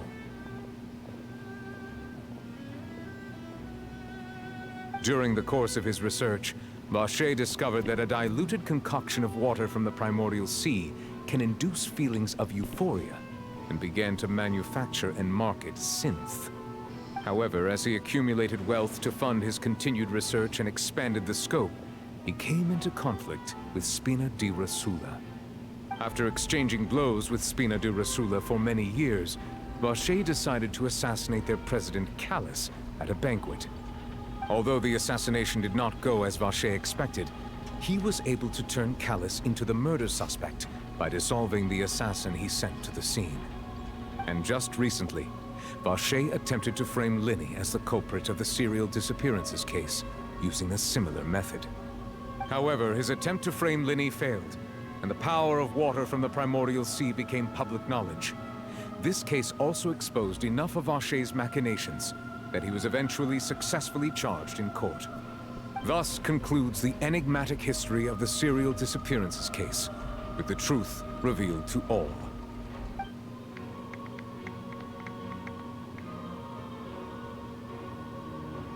The Oratrice will now deliver the final verdict regarding the charges against Mr. Vacher.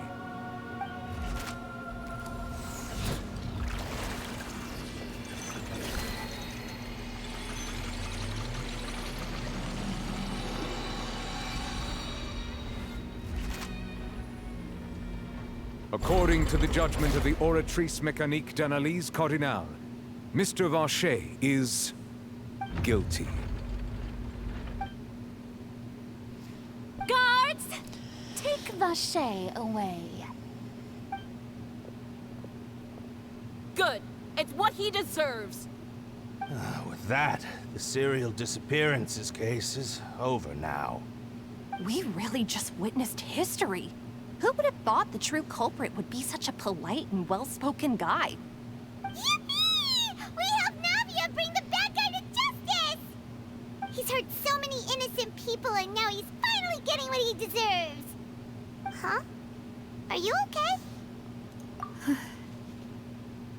Demoiselle, you were absolutely brilliant. The day our late boss had always hoped for has finally come. You can rest easy now, knowing justice has been served. Yeah. Yeah. It's finally over.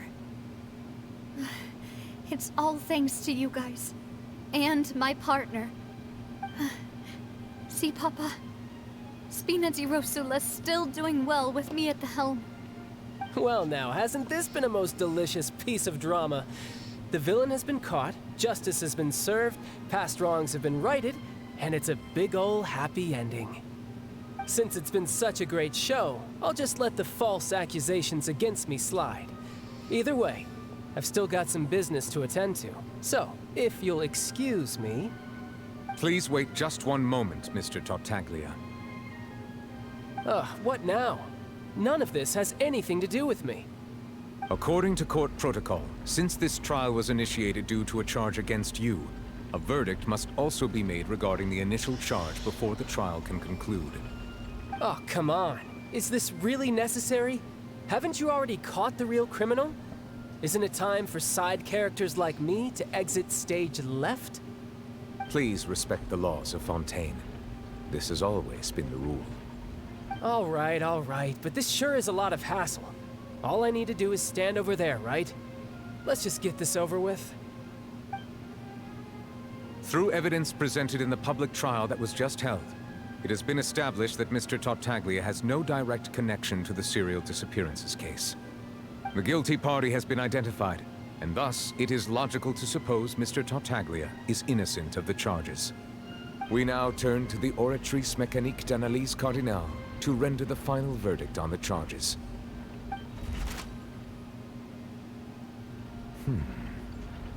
According to the judgment of the Oratrice Mécanique d'Analyse Cardinale, Mr. Tartaglia is guilty. What? Hey! That's Hello. not funny! Didn't you just say I'm supposed to be innocent? What's with this verdict? Is your justice machine malfunctioning? Huh? This has never happened before. The Oratrice actually returned a different verdict from the Chief Justice. It's going okay. I'm just really tired. Have you ever heard of an innocent Fatui Harbinger? Do you think the Oratrice might have just convicted him on general principle? But weren't the charges about the serial disappearances case? No matter what else he's guilty of, it shouldn't affect the verdict in this case, right? The judgment of the Oratrice Mécanique d'Analyse Cardinale is, by law, the final verdict of the court. We must accept the guilty verdict. Guards, please take the suspect into custody per court protocol.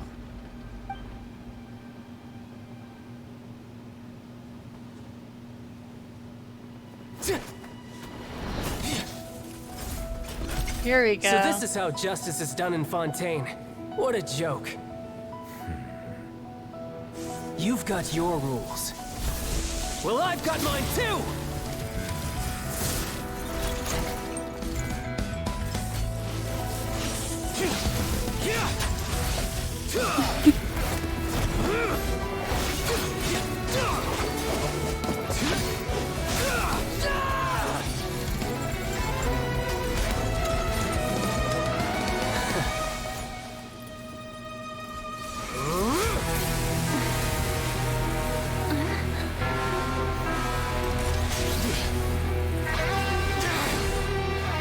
He's activating his spell legacy!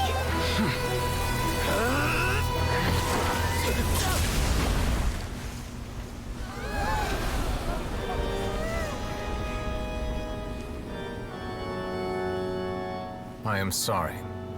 If you have been wronged, we will find the truth. But the rules of the court must be upheld.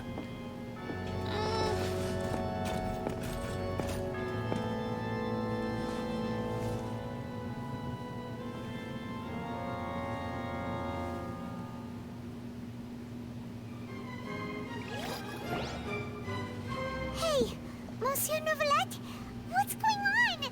Shouldn't they have been cleared already? Apologies. This is also the first time I've encountered such a situation. However, according to the rules established at the conception of Fontaine's court system, the Oratrice's judgment is the final verdict of the court. All I do is follow court procedure. As for why the Oratrice arrived at the conclusion it did, you should probably ask someone more knowledgeable than me. Why are you looking at me? I had nothing to do with it! I don't know what happened there either. Hey, stop staring at me! What does Lady Farina mean by that?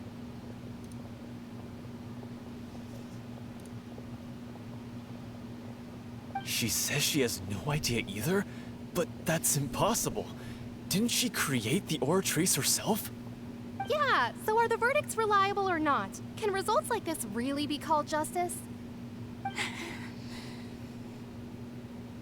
Yes, I watch anime.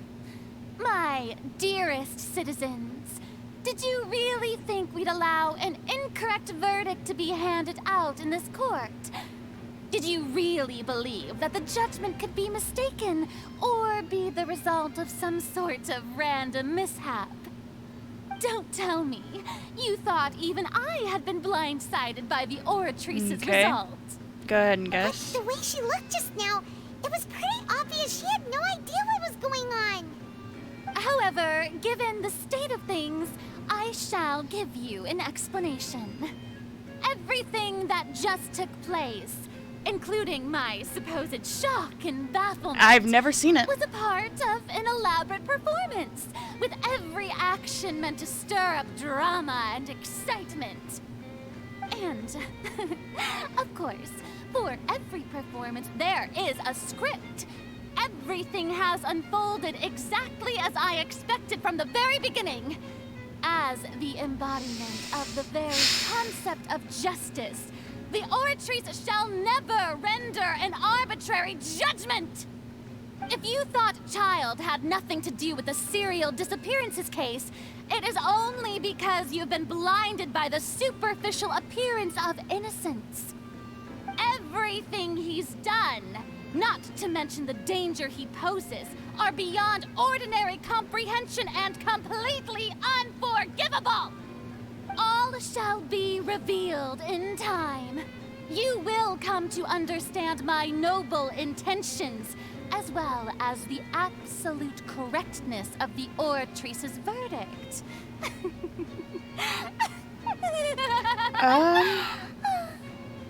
Now, That's a little harder to answer because I haven't really been although I hate like to leave catching up things with hanging anime in due suspense, to health it is issues. now time for this performance to end. As the lead actress, I shall think I'm be the caught up first to with take my lead. the new anime Zom So she 100 chose to make Bucket her List of the escape Dead. after all, did she? But I am currently reading shouldn't put the much manga stock for into what Spy she X just Family. Or rather, I'm currently caught up with the manga for Spy She X probably Family. just put on that performance to save face. Welcome to Demon As for the School truth, Iruma-kun it's unlikely that she and actually has Dr. any Stone. idea. However, please be assured that I will continue to investigate this case in a personal capacity. Just as I promised, if the judgment has been incorrect, we will do our utmost to clear his name. All right. Even though we feel pretty badly for him, we'll take your word for it for now. After all, he's done plenty of bad stuff. So he should have known he'd go to prison Yeah, someday, Spy X right? Family is good.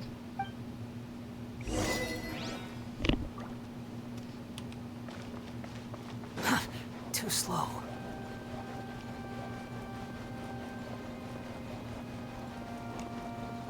Gonna actually go ahead and grab that achievement.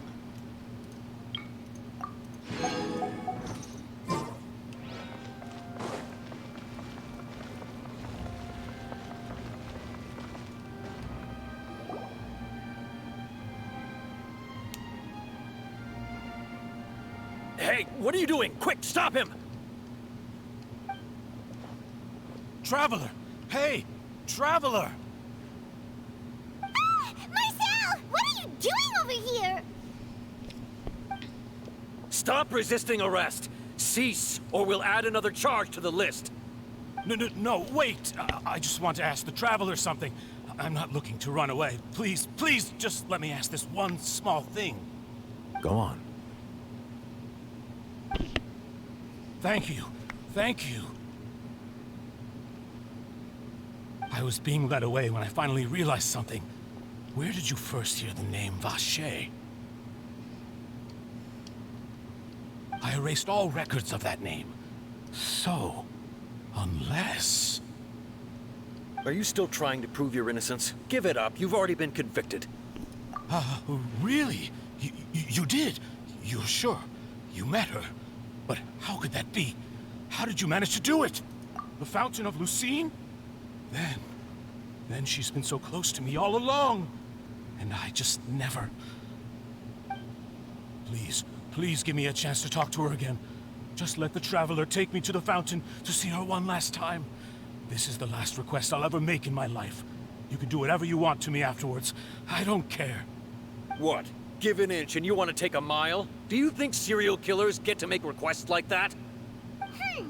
Paimon agrees. Why should we give him what he wants when he's only done a ton of super terrible things? This request, is it worth as much to you as your life? Of course! Wait, no. It's worth even more than my life. Humans. Will they betray the instinct to live just to satisfy spiritual needs? So he's definitely not human. Very well. Then again, he does have pointy I will ears. grant your request. Your Honor, I fear that... I will go with him. You do not need to worry about any escape. In that case, I shall leave him in your most capable hands, Chief Justice. Thank you. Thank you, Your Honor.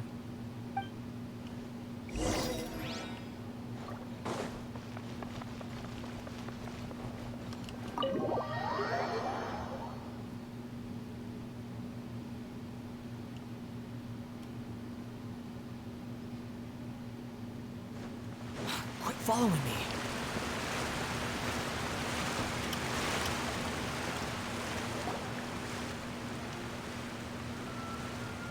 Is this the place?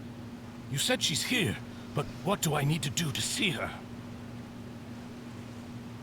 Yeah, and even Paimon could hear her after drinking that thing. Didn't you just drink a lot of it on the stage as well? Oh, in that case... Vache! Ah! Yes, that's it! So you heard it too! Vignere, it's me! It's me, Vache! Vache? Vache? I'm here! I'm here! Where are you, Vignere? I'm coming for you. I'm finally here for you.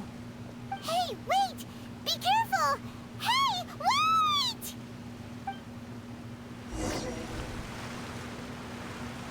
Vignere, is that you? It's me, Vache! Vignere! Vache? Why did you come? Didn't I say? You don't need to look for me. You look a lot older than I remember. How long has it been? It's been more than 20 years. I've suffered for over 20 years since the day you left. All this time, only the thought of bringing you back has kept me alive. Nothing else mattered to me. I must be dreaming.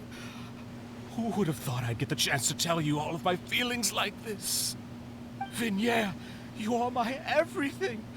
I really don't know how I could live without you. But Vache, if you ask me, this world would be better off without you. Dang! What are you saying? If not for you, I would have finished my law degree and probably become a top-tier attorney one day. If not for you, I would have continued to pursue my love of the arts, and my works would have been displayed in the Palais Mermonia itself. If not for you, I would at least have been able to take care of my mother. And she would not have grown old and died alone, with nothing but the tears on her cheeks. It's all because of your selfishness, Vache. It's all because of you. You... Wait, you are not Vignere. Who are you? You're right. I am not Vignere. I am the sacrifices. Every woman who died by your hand, as our bodies dissolved, our consciousnesses flowed back to the primordial sea. Our thoughts circulated endlessly within the primordial sea, and we were no longer individuals, but we became one, just as streams of water come together in the sea.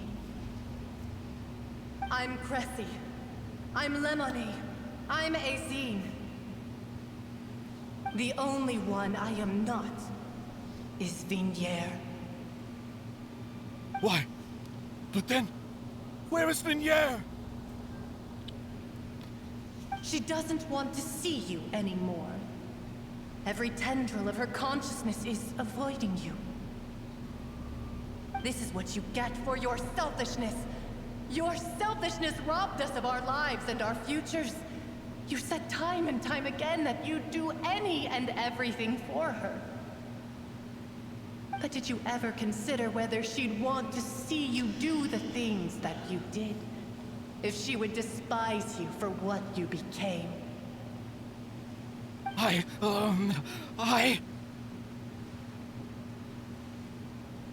You are a liar, a heartless murderer, and a cowardly narcissist. The only thing you are not is Vignier's beloved. From the moment your first victim died and her consciousness merged with Vignier's, she has had nothing but pure hatred for you.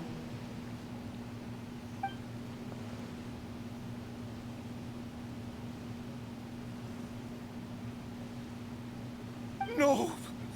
Vignier! She can't hate me. Let me see her, please. Have mercy. You still don't understand. When I said don't look for me, that came from the real Vignier.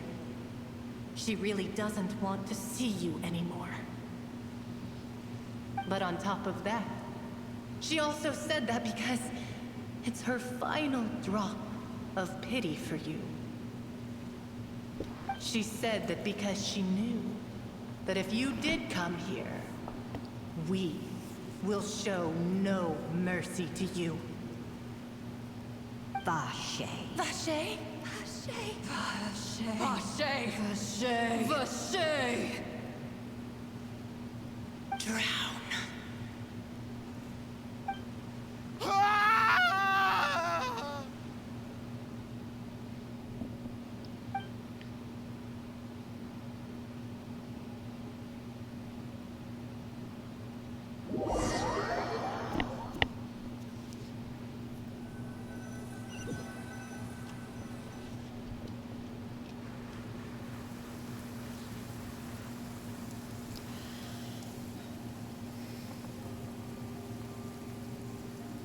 Finally, we have some time to do shopping.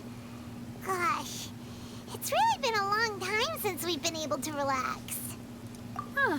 Well met, partner. I knew something great was going to happen when I woke up in such a good mood today. Even this weather can't put a damper on the demoiselle's mood.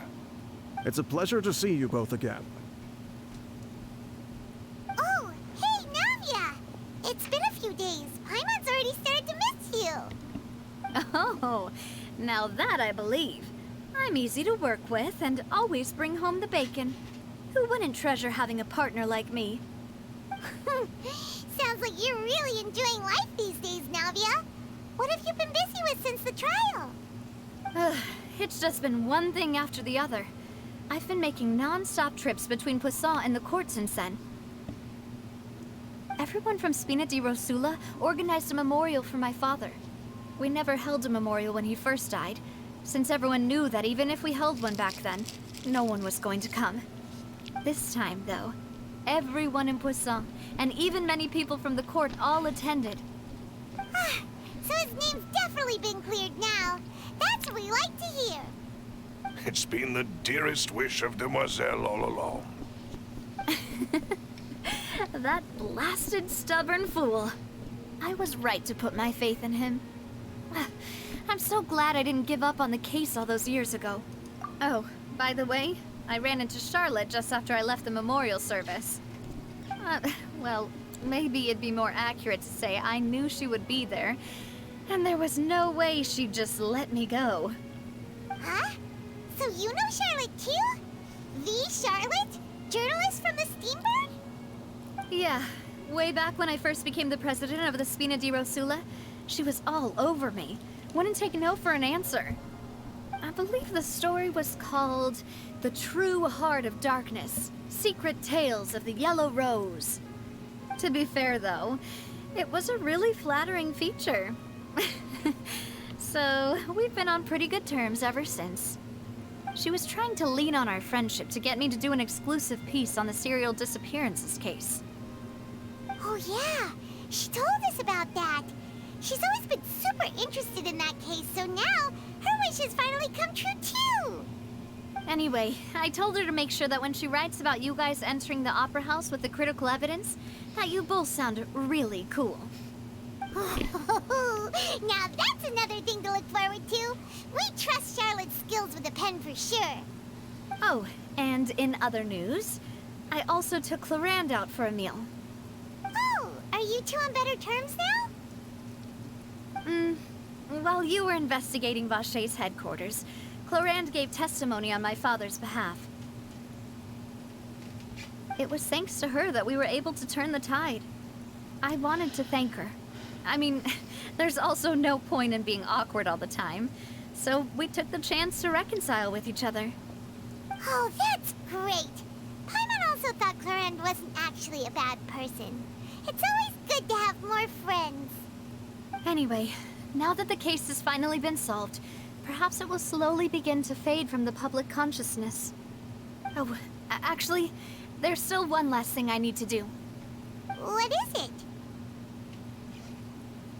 I should pay a visit to my father's grave and tell him the truth of what happened, as well as how it all ended. And on top of that, just how much people still look up to him to this day. That includes me, too. Miss Navia. Indeed. We want to go too! We also think Callus is a really admirable person. Sure thing.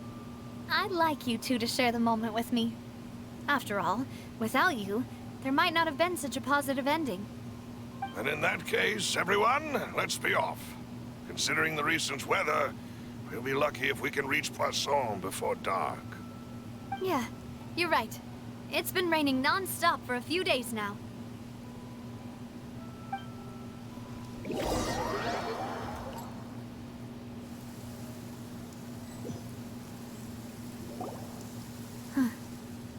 This is where my father's grave is. To be perfectly honest, even I haven't been back here for a long time. Huh?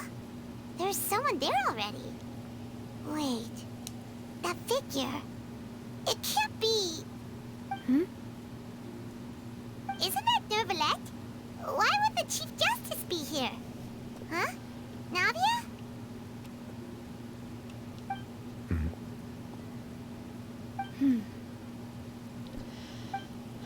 My apologies.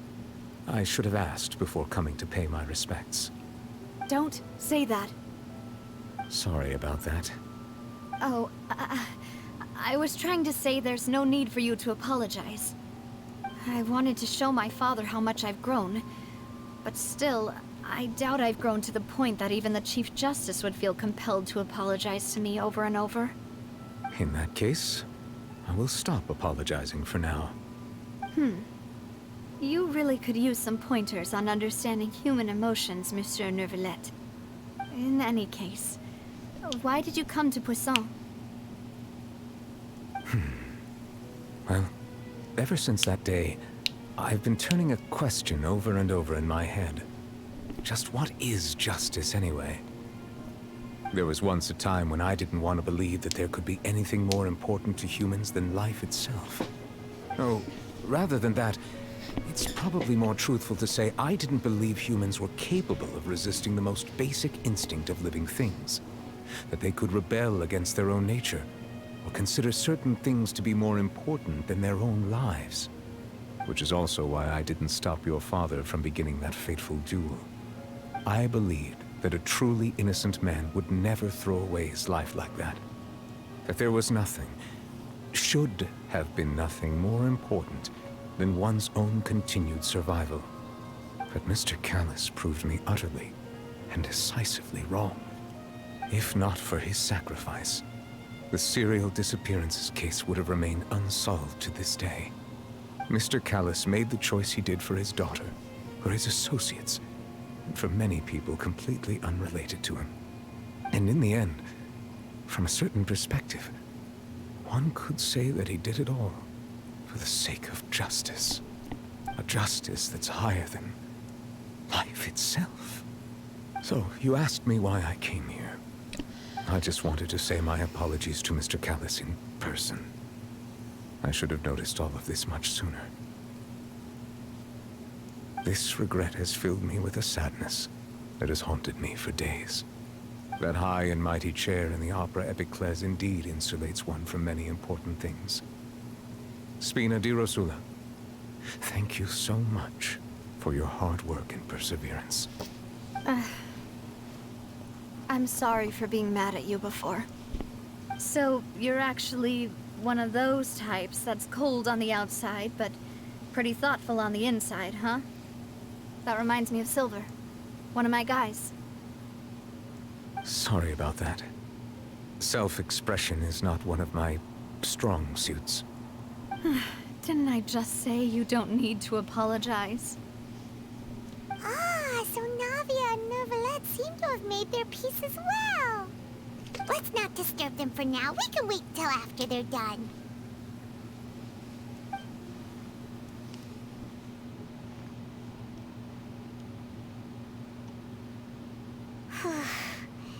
Paimon's never paid respects at someone's grave before. Did Paimon do anything rude there? Huh? Oh, Paimon didn't know that was a thing. But Paimon doesn't know what she would do if she can't fly. Oh no. Paimon hopes Miss Navia won't be too mad. Anyway, Neuvillette is still standing around there. It's not often that we can catch him alone like this, so why don't we go talk to him for a bit? If we can't talk to Lady Furina, we can at least talk to him, right?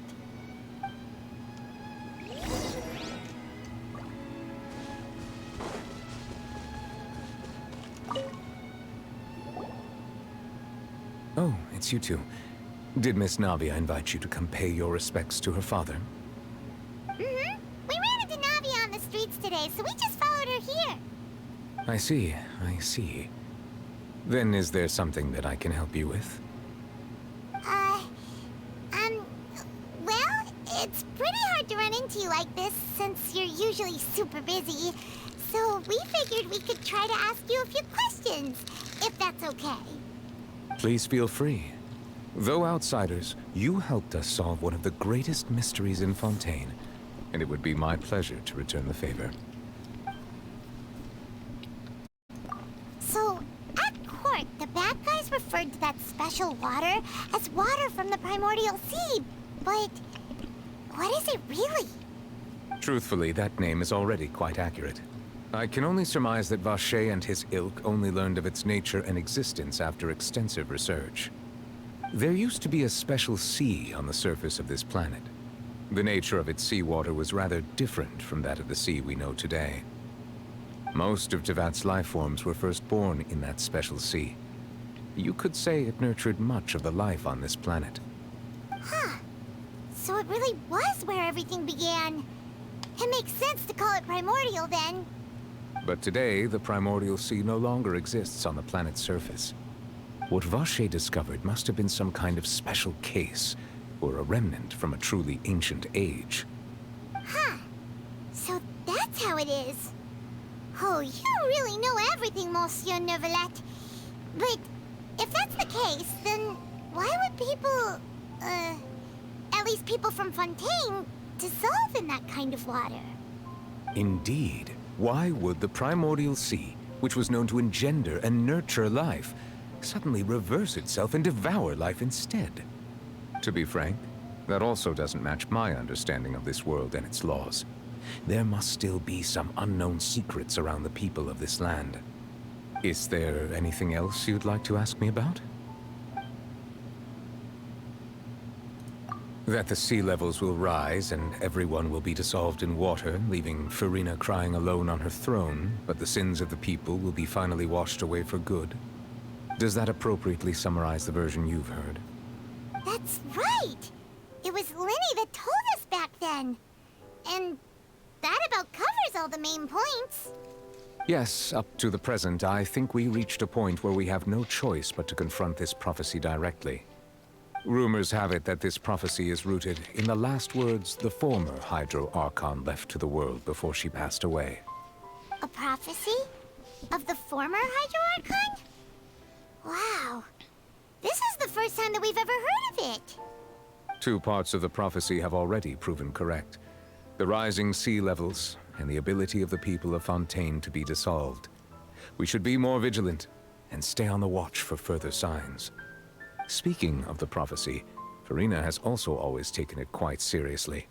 Indeed, she has been collecting information and intelligence from across Tevat for this purpose. If the rumors were true, then perhaps this prophecy is the conundrum left to Furina by her predecessor. But with Furina being the way she is, can we really trust her to solve it? Is there anything else you'd like to ask me about? My apologies. My investigation has still not reached its conclusion. However, I still believe the judgment of the Oratrice was not rendered arbitrarily. But you also said you thought he was innocent. For many years, I have been quite aware that the Oratrice does not simply mechanically repeat the verdict that I give on each case. As a divinely created mechanism, the people's unified faith in the concept of justice is integrated into it. Not only can it produce the incredible power of indemnitium, but it likely also possesses other traits, such as self-awareness. Which is all to say, I have been prepared for a situation like this for a long time. Huh. So when Lyney told us that he heard a human voice from the room where the Oratrice's core is stored... I was not aware such a thing had occurred. Perhaps that could serve to prove my conjecture. I will add that to the list of items to investigate. In any case, I am inclined to believe that the Oratrice does have a methodology all its own. We just do not have enough information. Based on Furina's reaction, I doubt even she had any idea what was going on. She managed to bluff her way through it, though, with her time-tested twin tricks of bravado and drama.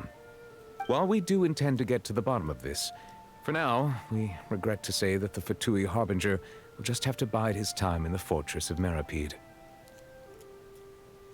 If we did incorrectly convict him of crimes he did not commit, we will most certainly compensate him to the fullest extent allowed by the law. If you ask Paimon, the only compensation he'll want is a no-holds-barred fight with you. Is there anything else you'd like to ask me about? Your sibling, another blonde-haired traveler. I'm sorry, but I've never seen anyone who matches that description. If he ever stepped foot in Fontaine, I'm sure he followed our laws to the letter, and had no reason to appear on the stage of the Opera Epiclese. Is there anything else you'd like to ask me about? Very well. It was my honor to provide you with what answers I could. I very much enjoyed conversing with you. It will soon be time for me to leave this blissful tranquility behind, and return to Palais Memornia. You really are super busy, Monsieur Neuvillette.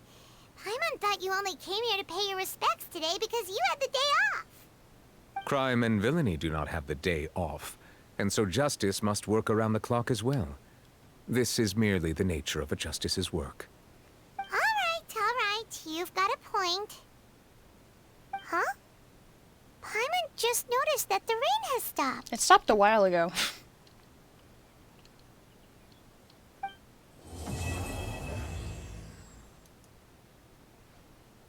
Okay. Well,